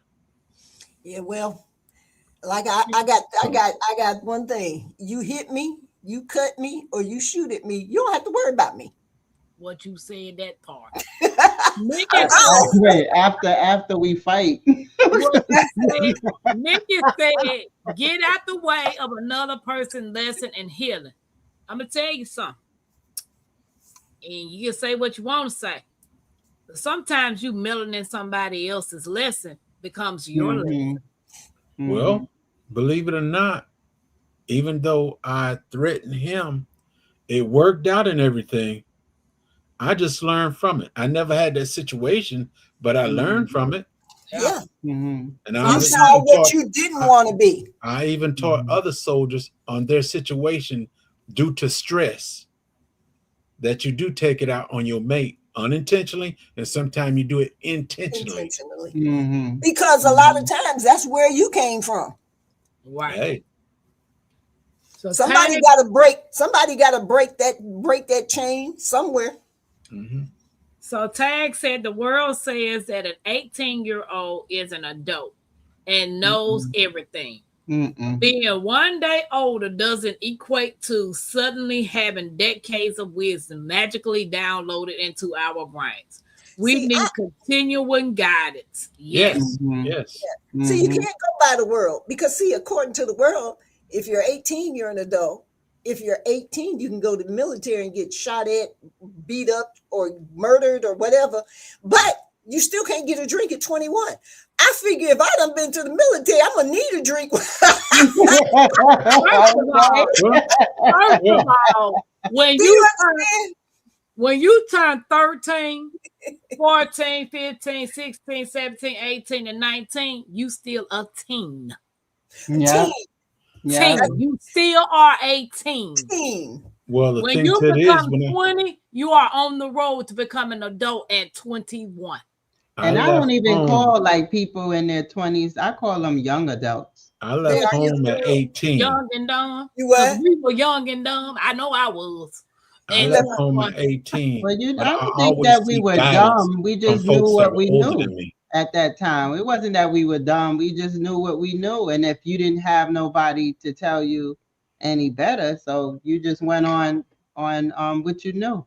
Thought you but knew it you Like know all. when I what? talk about, or when people ask me, why did I get a divorce? I said, because at the time, what I went by what only thing I knew that I thought was the best thing for me to do was to get a divorce. But afterward, I got in the books and I learned and I talked to other men and now I understand men and stuff like that. But at the time, I didn't have those tools to work with. So I did what I thought was the thing for me to do was to get a divorce. Do I regret it? No, because actually it helped me, and I am a different woman today. Because of that. But wherever we was when we were younger, I didn't have nobody to teach me anything. Nobody really didn't sat down and teach me anything. So I was living the hard knocks, learning as I go. But you know, Bougie, there's always uh, uh, extenuating. There's always different situations for everybody and how they came Mm-hmm. up and what they were Mm-hmm. exposed to. I Mm-hmm. had fairly strict parents. My first date was my senior prom. Um, Mm-hmm. I kid you not. My first date was my senior prom, and but another thing that's kind of sort of helped you, and that's not what they're doing a lot of today, is socializing and communicating with other people. They're Mm-hmm. looking at the phones and Mm-hmm. and you being able to talk and look other people in the In the face face, yeah. taught you a different way, and in some ways a better way. We were Mm-hmm. able to do that. We would visit each other and see, you know what I'm saying? We saw things, we say, hey, that might work with me. And then we saw stuff, I'm not doing that. We were Right, exposed to those things. But right. society has become so isolated. That's a good word. Mm-hmm. Isolated Mm-hmm. on my own little private island and in my own little private world. Right, right. You don't, the learning, I don't want to use the term common sense, but the ability to think outside the box and in terms of people and personalities, that's Mm-hmm. not as readily learned by being isolated as it would be if we communicated with people. If you went and visited people, if you hung out with people, it's a difference. Mm-hmm. Yeah, Sylvia, I said you learn people skills. These babies don't have that. Right. Exactly. So the next point is step 4, get comfortable with being alone. Loneliness is better than losing yourself. Who? What you said? So right now they talking about after the big C. Yeah. Before the big C, we all commune and everything. Now, Now, it's best to stay to yourself. Well, Well, I never, sometimes, even though that shenanigans was going on, we never stopped going out. We never stopped. We didn't allow that situation to tell us how to dictate how we communicated. As long as if you wasn't scared of, we wasn't scared of what was going on. So if you wasn't scared, we still gave hugs and all of that stuff like that. So we didn't allow that. We was out there going to stores and going, where everybody at? So like we a little off like but that, but but I that honestly, didn't bother us. I don't think what I'm talking about. This is, you know how people always got to be around people. You always got to attach yourself to things. You got to always attach yourself to this. You need to have some kind of noise going on. Yeah. So Like people sometimes, who can't go to sleep without the television on. right. But Right. So here's- you attached to things. So this is saying get comfortable with doing things by yourselves or sitting time to take and being able to enjoy your own company. Like Yeah. going to the movies by yourself. I did that What- one time when I heard about that I was like, wow, go to the movies by yourself. Let me try that out. It's not that bad. You will be amazed at other people enjoy that's it. there by themselves. yeah. I Yeah. enjoy it. Right. Going to dinner by yourself. You know what I'm saying? Going to the park. I go to the park and sit by myself. I'd be like, oh my God, this is so peaceful. Like you ain't But we're so used to being something coming at us. We're used to Right. all of the Information. Look how much commercials Right. they push on us, and we always got something going. So some people are scared to even sit by themselves and hear their own thoughts. But you know Right. what? I told the young lady one time, I said, and she was talking about, see, this is what happened. So her thing was all men are dogs. All men are this. And I'm sitting there going, well, number one, I didn't marry a dog. He's not a dog. All men aren't dogs. Yes. You must be hanging out in the wrong kennels. Okay. But what I'm saying is, I said, your biggest problem is you are so terrified to get to know who you are and be by yourself to find out who you are, that you're willing to put up with anything just to say, I got a man. I got Right. it. And that's why I'm single today. And it does not work until you learn how to be okay with you being by yourself. Said you can't even hear your own self have a decent thought because you always got this Something going on. Right. Take time to find out who you are. Find out what you like. Like you said, go to a movie by yourself. Go to dinner by yourself. Do stuff so you can find out, hey, I'm a lot better or stronger than what I am. Right. There's a difference between being alone and lonely. There's a big difference. Yeah, there's a big. Just because you are alone, bougie, doesn't mean you're lonely. Yes, right. So we need to discern that difference. And when you discern that difference, then you can start saying, hey, you know what? I'm not that bad. Then you're going to be mad at yourself and look back and say, why was I so dumb? To elaborate on that point where you say, when a person says somebody is all men are dogs, but when I was out there on the dating apps, I noticed it was on both sides. You had the women saying all men is this, and you had the men going all women is this. Everybody is just complaining. But what I noticed, if you ask them, what are you looking for? If it was in front of them, they wouldn't even recognize it. You wouldn't even know it. Right. You so busy. And most of them just want to complain and don't even have an answer to what they're complaining about. So they really not looking for nobody. They want to complain and be validated by their complaint so they can say there's nobody out here. Right. Yep. Right. I knew a girl. She said all men are dogs. I said, why would you say that? She was like, I said, well, where are you meeting these guys? Why meet them at the bars? Maybe you need to change the venue or something. Maybe where you going, you keep going to the same spot. You're meeting the same type change, do something different. I said you are the definition of insanity. Insanity is doing the exact same thing every day and expecting a different result. And if you really know what kind of people come to the bar, you know you're not. I mean, I haven't heard nobody yet that said they met their wife or their husband at the bar. So that. Yep. Yeah. So we got one more step, and then yeah. Step 5: choose peace over proving yourself. If you have to convince someone to value you, that's your answer.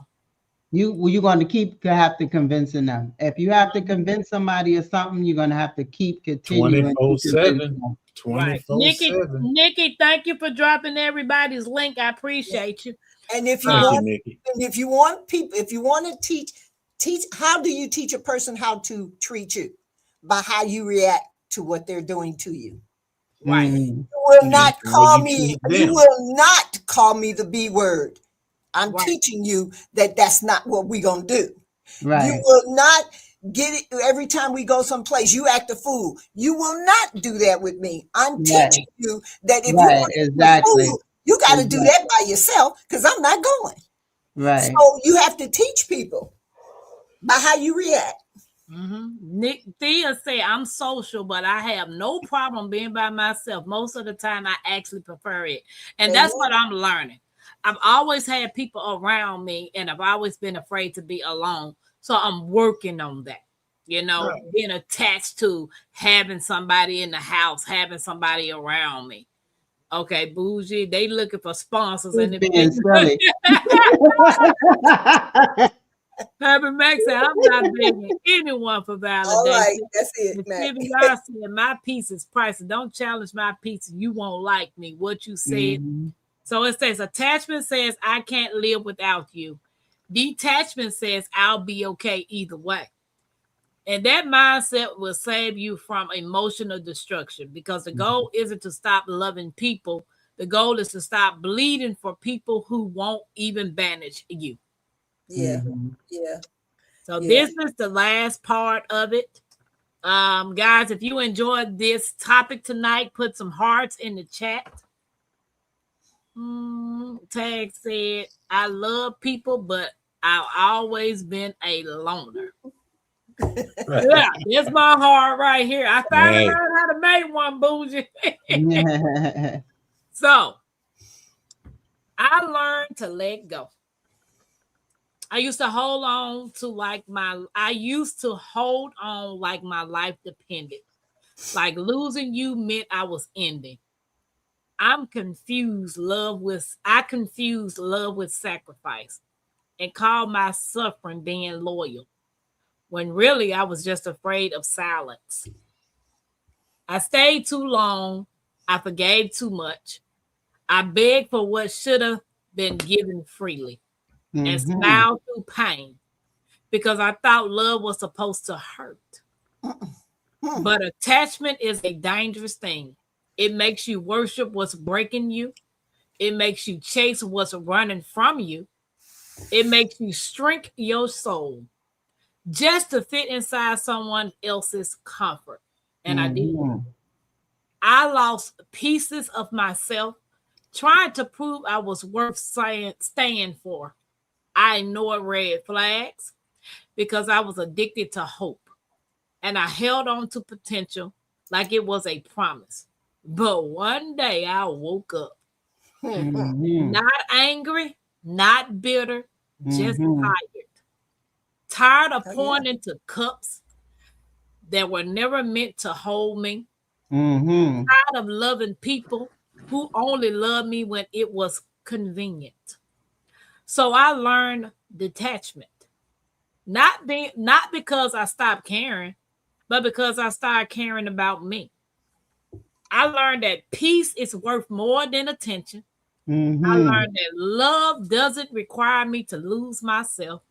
And I learned that real strength is walking away without needing an apology.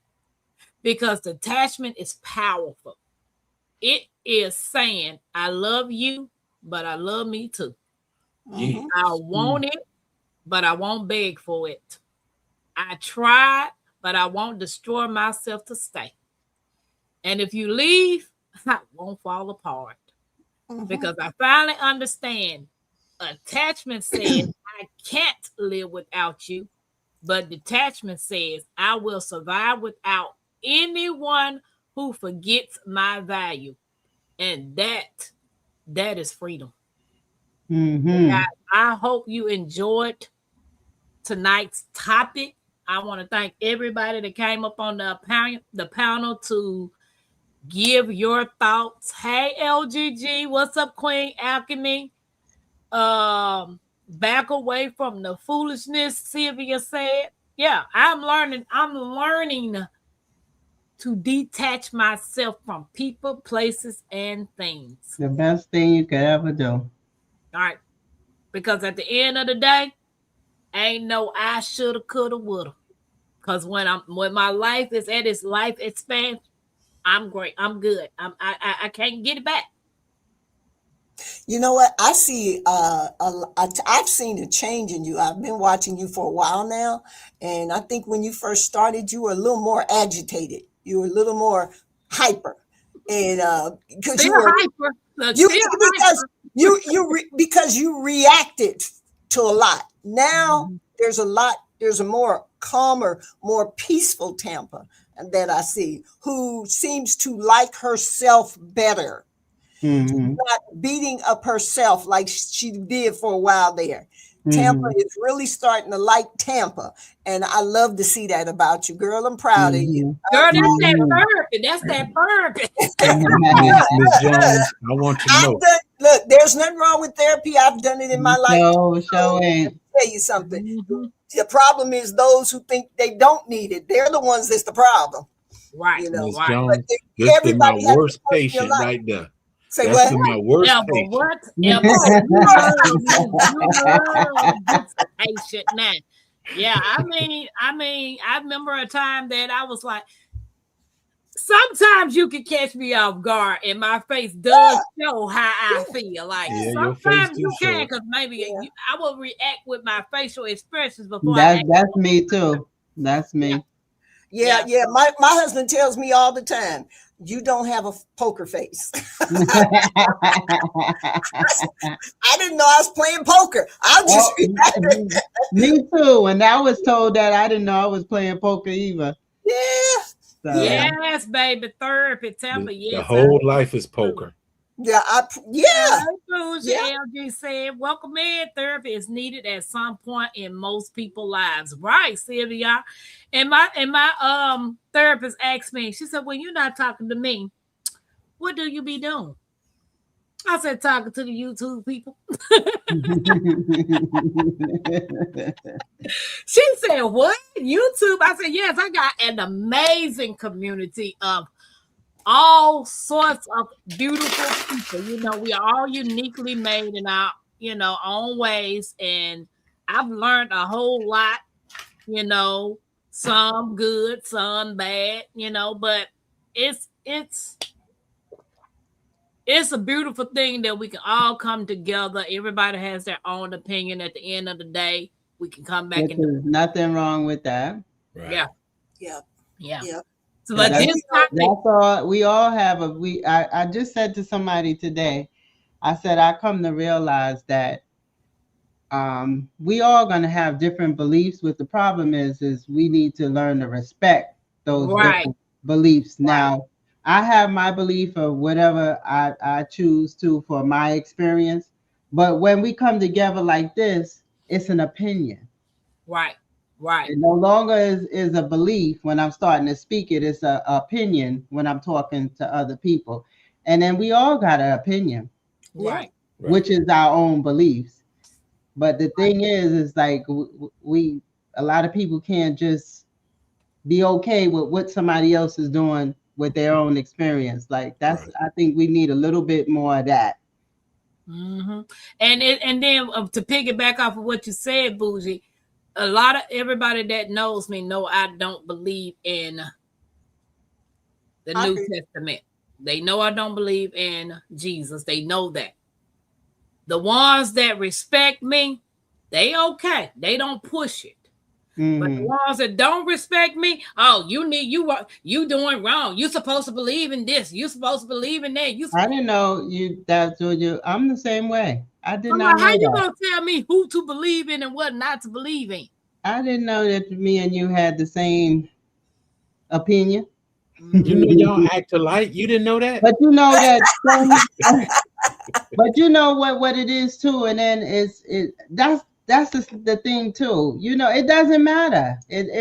I just told the same person. There's people on the other side of the world doing totally different things, believing totally different things, but Right. they're living. They're Yeah. happy. They're at peace, and they don't might not believe in nothing that you believe with, but it doesn't affect their life. Right. So what you choose to believe is not right or wrong. It's just what you choose to do.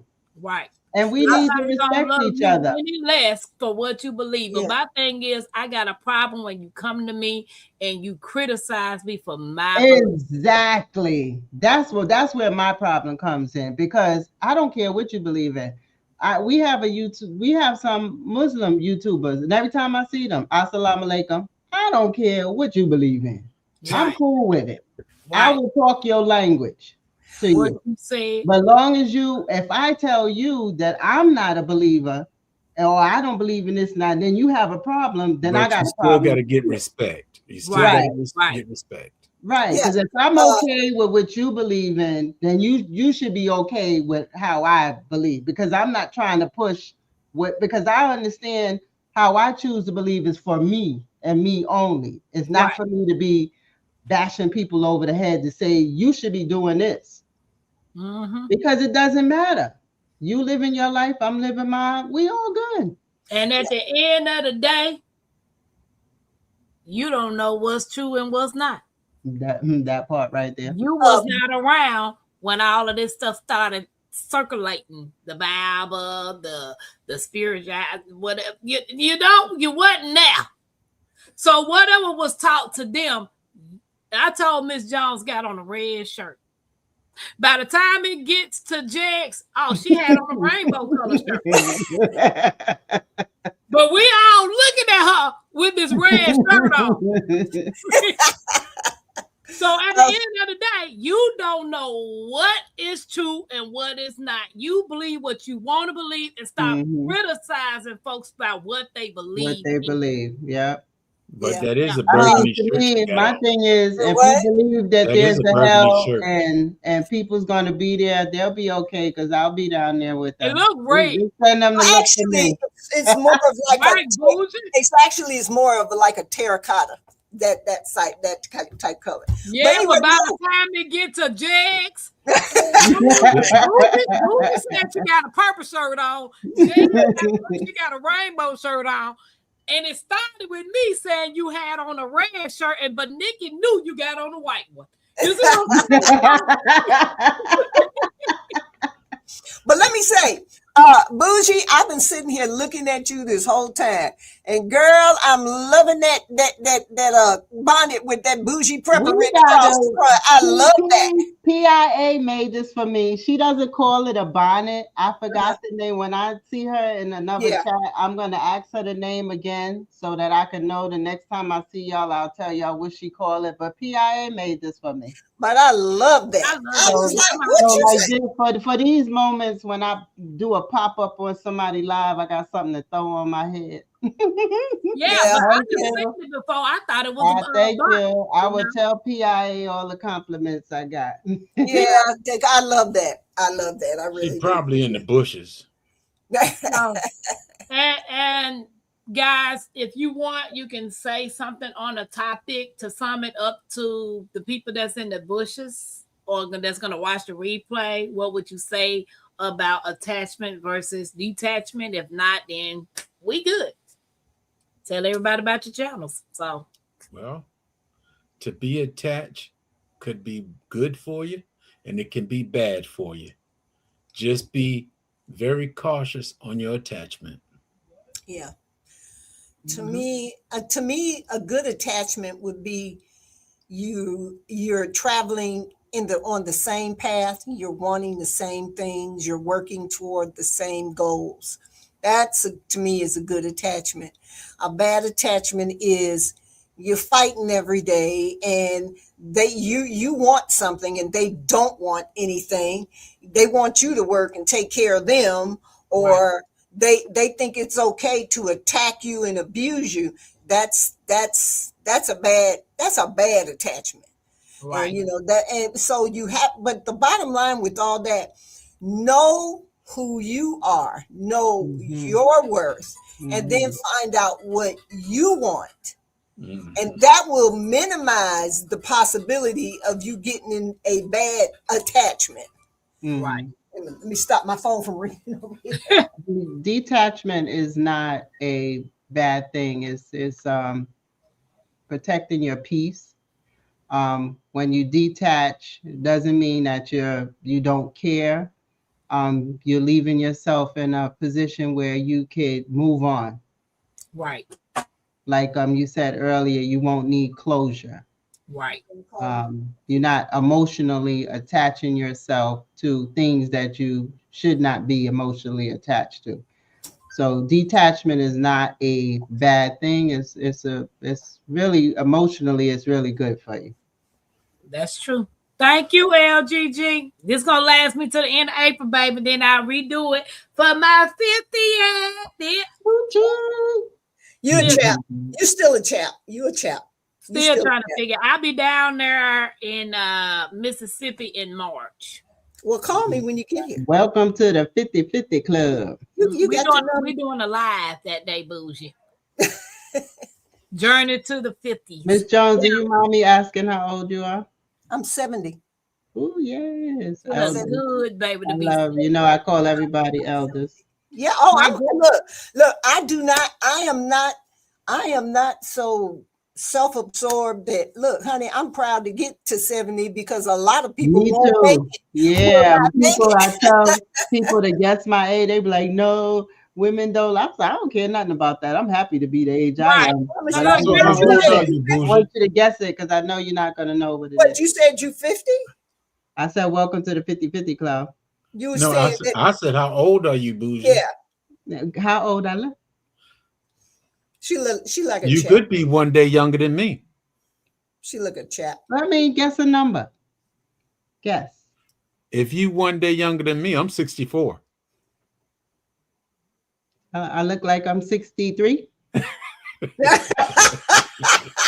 No, you don't. Nah, you look bougie. like you nah, in your 30s, but I'm going to guess you. I'll say you in your early 50s.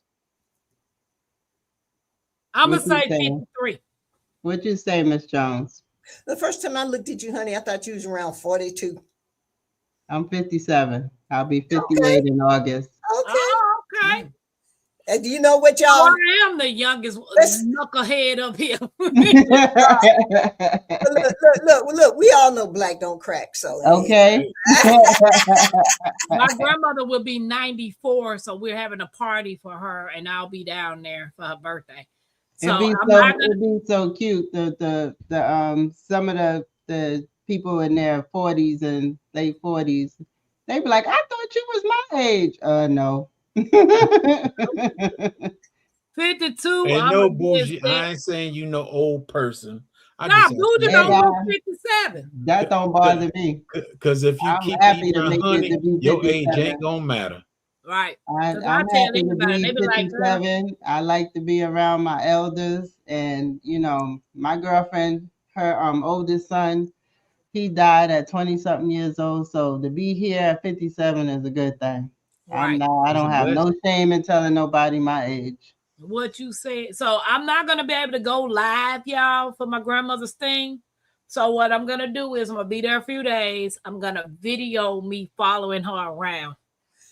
You gonna be in the wood? Yes. You need to call me if I just said I'm gonna be in Mississippi. 5 hot minutes. You need to call me. We so close, it ain't even gonna make no sense. We gonna be so close. We in the same town. I'm gonna be there that weekend. I'm gonna be there a few days. I'm gonna try to spend a couple of days with her because I want to vlog her driving herself to, I just want to see y'all 94 years old, still drive, still cook, still live at our own house. That's what's And look, up. if she that age and she still has her facilities, honey, that's a super blessing. She's a Yes, two-time it breast. is. Yeah. She's a two-time breast cancer survivor. She had both of her breasts. I say? I keep on getting that. I be saying amputated, but that ain't the word. Augmented. Is that the word? Starts with an M. When you get your breast removed, it's called Nikki, help me out. Starts with an M. It ain't amputated. That's when you get your legs and all of that stuff. I don't know. No, that ain't it. I don't know. Yeah, that's mastectomy. Mastectomy. That's what it is. Mastectomy. Yeah. I was thinking. Jigs. I was thinking of the other one. That's for a man. Now, is that where they fix it? Like if they had to take some out the other one and then they fix it so they could both be the same size? That's my grandma. That's the removal. That's a removal. When I first found out my grandmama had breast cancer, I was about 15 years old, and she sent me into her room and told me to go get something out for her dresser. So I goes in there. I'm 15 years old, and I see this little squishy thing on her dresser. And I'm just picking it up, just squishing on it, playing with it. I guess I must have took longer than she expected for me to bring back what she wanted. Next thing I know, I heard her, she just popping me, talking about put my breast down. And I'm looking at her. PIA's in the chat, bougie. And I'm like, ain't your breast right here? What? That's when she sat down and then she pulled the thing down and told me about, man, you talking about somebody cried. I was like, I didn't know what to expect. But then she had to have another. Yep, it was this. Years later, she had to have the second one removed. But 93, she don't look 93. That's good. Hey, PIA. Honey Slinger, what you said was in the chat? PIA. Oh, she is? I don't see her. I don't see her neither. She must be on James. Is she on your channel? Oh, she's on your channel? Bougie's hat. Okay. She on your channel, Jay? Yeah, she's on my side. She's on the good side tonight. It's all good. You asked her to tell us what's the name of my hat? Yeah, I just put it in there. PIA, I want me and Mackenzie one of these hats that Bougie got with Tampa Creek on it. She didn't respond yet. Yeah, and Bougie got my favorite color on there. That's red. That's my favorite color. Me too. I love red. I love red. Yes. My favorite color is the other one that she got on. The green or the black? Okay, the green. I like red. Green, baby. Anything green. Because I'm not telling y'all what I'm finna do. Y'all gonna have to see it. For your solar return? Yep. Okay. I'm letting everything go. And I got this new thing that I'm trying to do. Hey, you do know, I don't know if they do that in your state, but in this state, if you take them big giant trash bags full and you take them over to the Goodwill or Salvation Army, one of them places, you can tell them it's a donation. You can give them the value of what you think that donation is, and that's tax deductible. Think they gonna give me some money for it? No, they will give you a paper, but don't you have to file taxes? Don't you have to file taxes? Well, then that's part of your deduction. Yeah, they'll give you a receipt. They'll give you a receipt. If you ask for a receipt, these days you better grab every deduction you can. Well, I also got some little African kids that's in the building. So some of Mackenzie's little clothes that I had, I gave them to them. And I seen the kids wearing them the other day. So I do have a lot of children clothes that I got to go through. So I'm just going to because she got boys and girls. Yeah. And I know they can use I'd rather give it to them. Yeah. And instead of taking it to the Goodwill and you're gonna sell it like we getting it brand new. Unfortunately, where I am, for some reason, sometimes I'm not using your name, bougie, but sometimes people be bougie. Do you know what I'm saying? Like, I'm too good to accept it. Honey, give me a secondhand anything if I can work with it, I'm gonna work with it.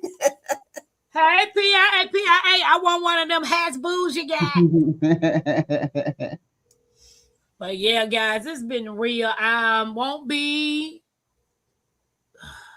I'm thinking about doing question. What is the name of that hat tomorrow night? It's quick. What's the name of that hat you made for bougie? It's not coming up. It's not coming up. That's why I called you. Is she putting it in your chat? Well, you can see both chat, right, Tampa? A Euro booper. Yeah, I'm saying it now on my phone because it's not coming up on the screen. You're a booper? Okay. So Tag said they don't get any donation without giving me a receipt. Yeah. It's a Euro booper. I want me a Euro booper for me with Tampa Creek on it. Yeah, I'm gonna have to check PIA out too because I really love that. I mean, that says a lot. You know, let's say, how can you tell people who you are without telling them who you are?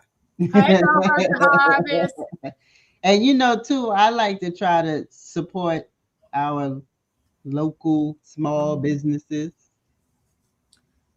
Right. That's true. I do too. I almost deaf. She said Euro Bouffant cap. Bouffant cap. A Euro Bouffant cap. A Bouffant cap. I want two of them. One for me and Mackenzie. Hers got to be in blue and green, and mine gonna be in green and red like bougie. And she had, you know, these are the colors of my channel, so that's why she did it. Yeah, my channel green, so I don't think she's just gonna do one just all green. Your channel ain't green, Tampa. Everything you see on this screen got green on, even the words going across the screen. Look at all that whiteness behind you right there. The wall, boo boo. That's the wall. Okay. That's my beautiful woman with her crown on, and Mackenzie Minnie Mouse over there. You know the strangest thing about Tampa's pictures? What's that? They be missing things. That queen ain't got no eyes, and my bee ain't got no number 3 legs. She ain't supposed to. She ain't supposed to. Boozy, prepper, hey sis. Tampa, email me. Okay, PIA, I will. Well, guys, I appreciate y'all hanging out. This was an awesome. Thank you for the topic. Yeah, I just wanted, it was on my mind, and I was like, well, I got my topic for tonight. Let's see who gonna come up. And it was amazing. Bougie showed up, Joan Truth showed up, some special guests. Thank you. Thank you, Elder. I've been saying you every day. Appreciate it. Now you just made that comment. So why should you interview me when you see me every day? Because I want to interview you. We want to do a B segment. Anybody want to do a B segment and interview Jags on the channel? If you do, put a heart in the chat. Don't nobody want to know nothing.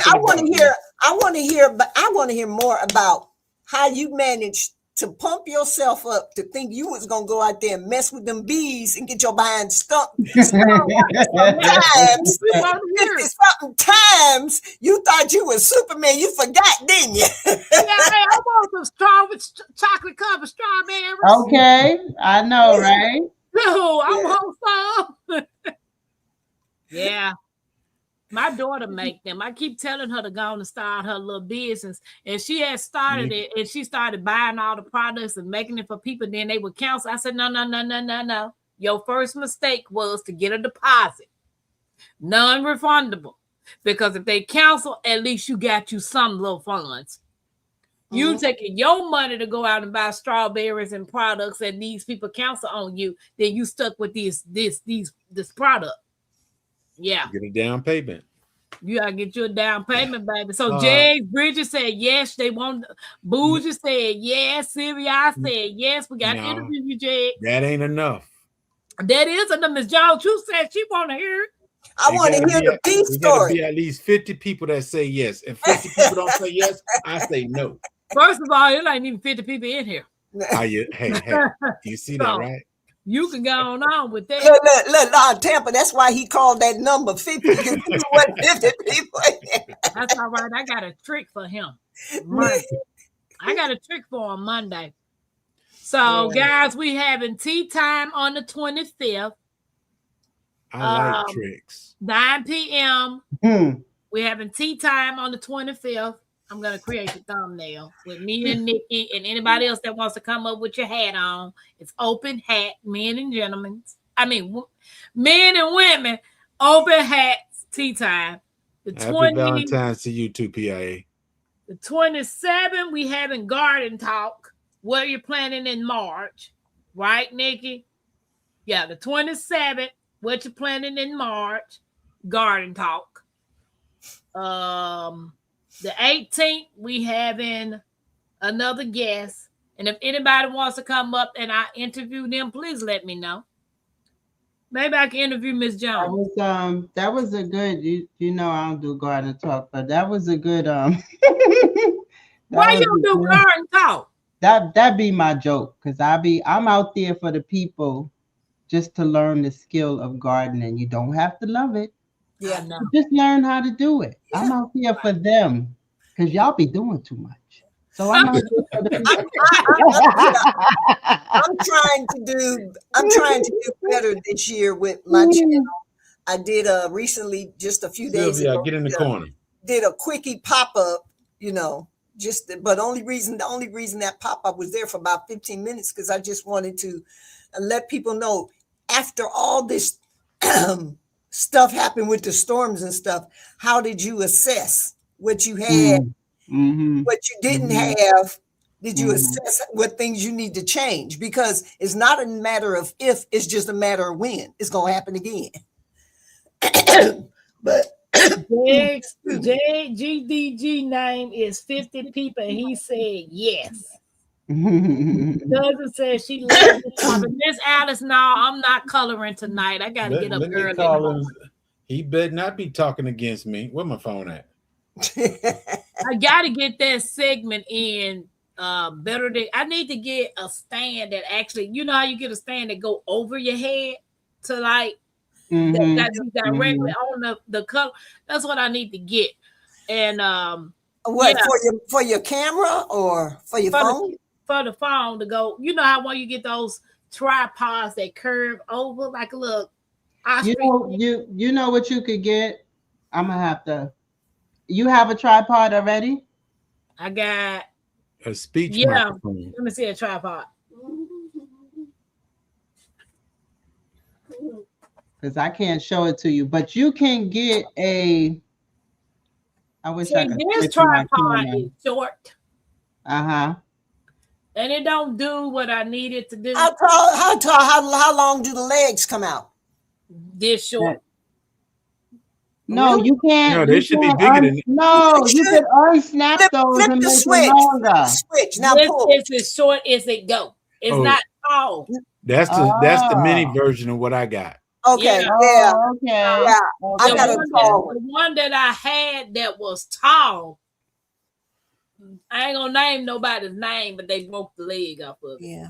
Yeah. I had mine. I got those. Well, let me tell you something. When COVID hit in my house right now that I'm planning on getting rid of, I have an entire studio. I've got green screens. I've got the spotlights. I've got tripod. I got all this. That was for COVID because my husband was still doing messages, but we were doing them at home. And now I'm like, I need to get rid of this stuff. This is just there. I don't know what you said. Do you want a taller? I should turn. What I got? I'll be worrying about what's behind me. Hold on a second. Let me. Is that the one that follows you? No, this one. I'm trying to show her the. Hold on. Yes, Nikki. I'm detaching myself from coloring tonight. I got to get up at 5. Okay, I had to take this off so she could see it. See this right here? I attached this to this. This is the camera that it's a flexible, like if you don't have to get a whole new stand. I mean, if you want to, I'm just showing you something. You can see how I'm taking this off. Microphone See, I'm stand. showing you, like, see, I got this because of the same thing. This is flexible. Like, you can attach this to the stand that you have, and see Yeah, how but the I don't know neck. how you can take this off. How you take this off? You should be able to just turn it. Look, on the top of that, on the Yeah, top keep of that. turning. That whole thing should be able to come off. Dun, dun, dun, dun, dun, dun, dun, dun, dun, dun. This ain't coming nowhere. Yes, it is. Just keep turning it. It's just turning. It ain't doing nothing. Okay, stop. That little thing on the top, that little thing that opens up where you can put your camera at. Some pieces come with a piece that will just attach to that. Yeah, The like a flat quick, base like that a you quick put in that release, little piece a right quick there. release. Yeah, That right there, Tampa. You screw the mic. That was too small, though. yeah.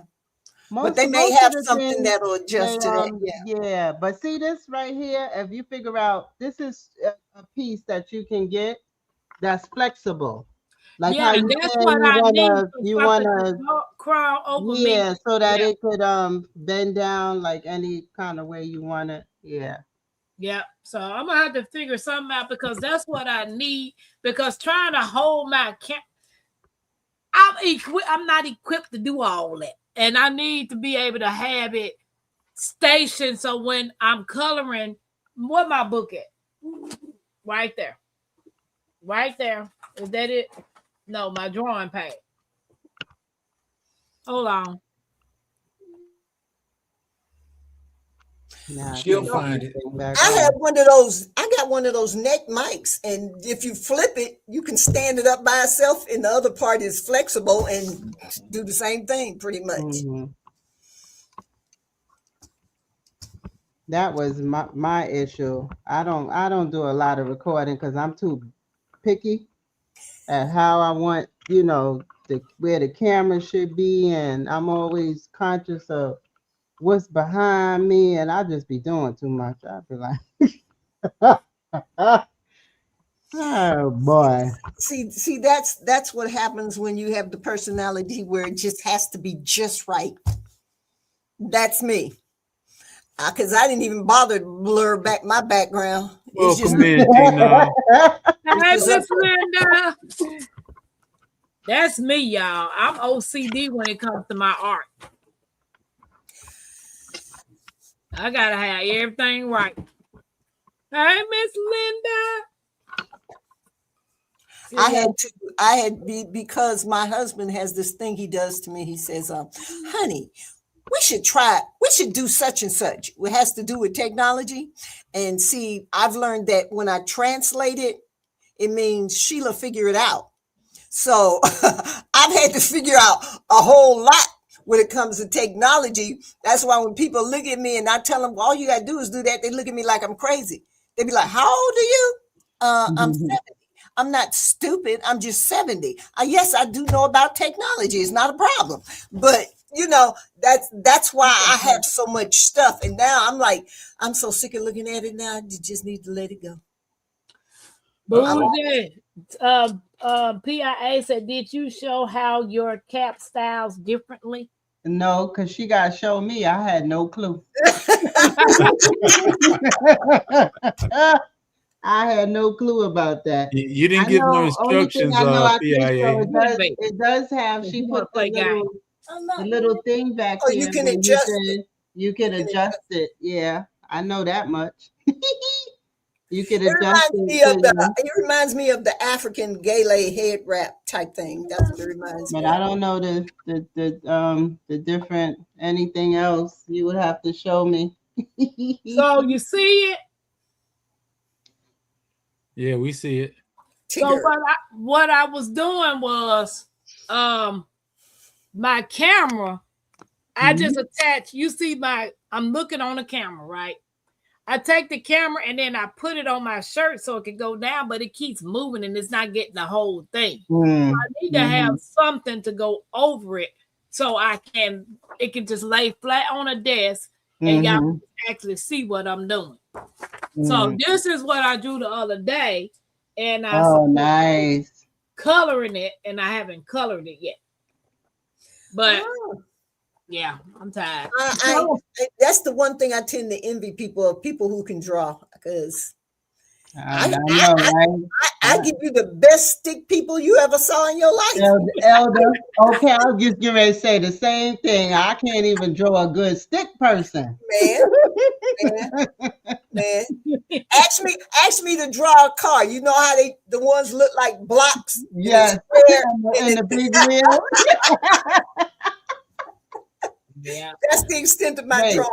Wait, I think we could do that one. You know how you do the big square and then you put the little square on it and then we could connect the lines? We could do that.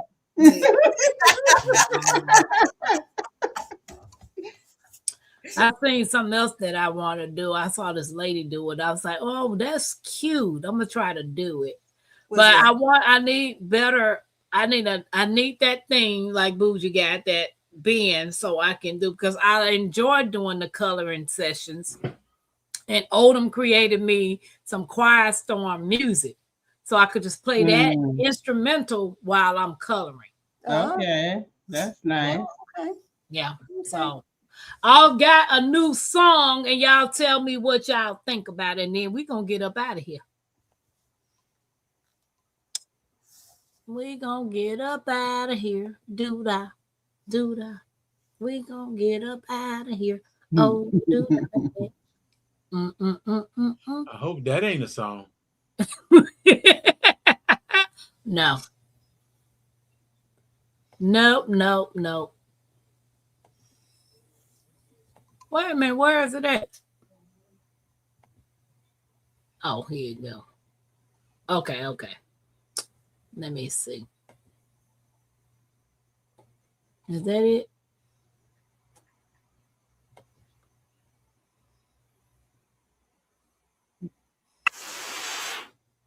That ain't it.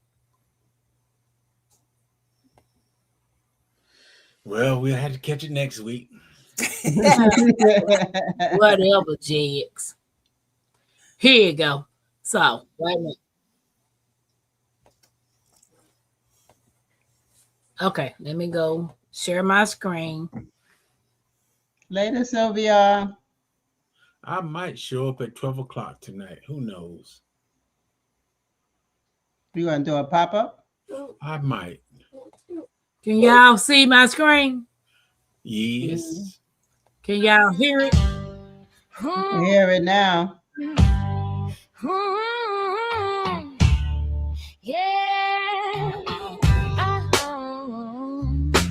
Food stamp line, but I'm first in line. Ping hit quick, yeah, that right mine.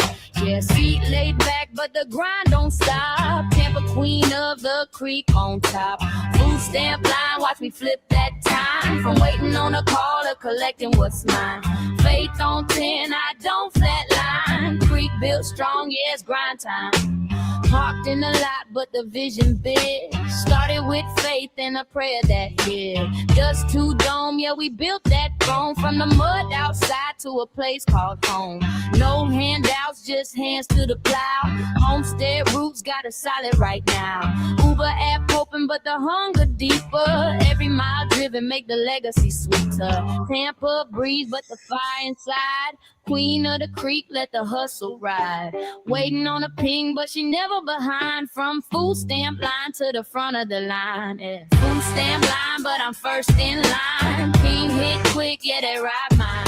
See you seat laid back, but the grind don't stop. Tampa queen of the creek on top. Food stamp line, watch me flip that time. From waiting on a call to collect what's mine. Faith on 10, I don't flatline. Creek built strong, yeah, it's grind time. Food stamp line, but I'm first in line. Ring hit quick, yeah, they ride mine. Seat laid back, but the grind don't stop. Tampa queen of the creek on top. Food stamp line, watch me flip that time. From waiting on a call to collecting what's mine. Faith on 10, I don't flatline. Creek built strong, yeah, it's grind time. Toot toot. Nice. That was nice. Shout out to Odom Homestead. That's the new food stamp line song. They said you got a song for everything, sure do. Yeah, he said, I love it, Tampa. The beat is hot. Yeah, shout out to Odom, man. Odom got it going on. And then he did me an hour worth of Quiet Storm music, just instrumental. Wow. So that's going to be just for when I'm coloring. Okay. Yep. So that'll be the ASMR. Yeah.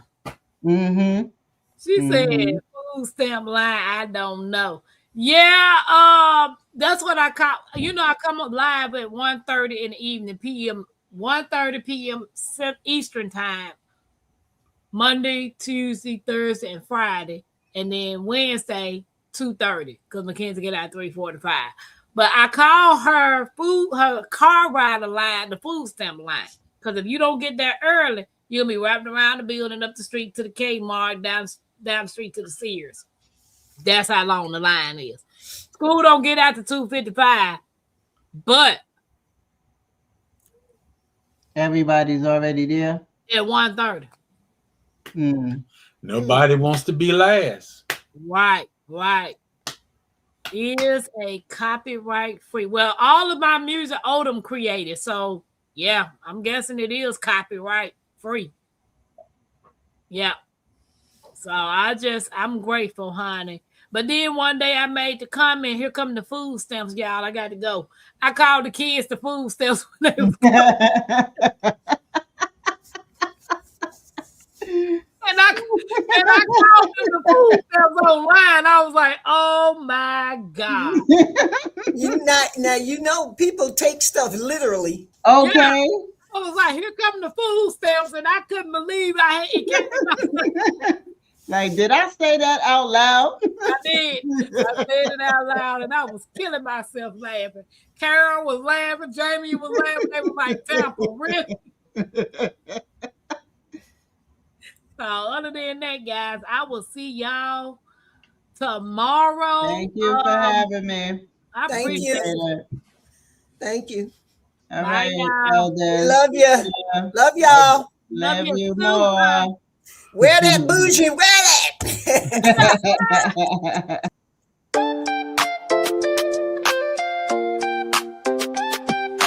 Creekside Queen,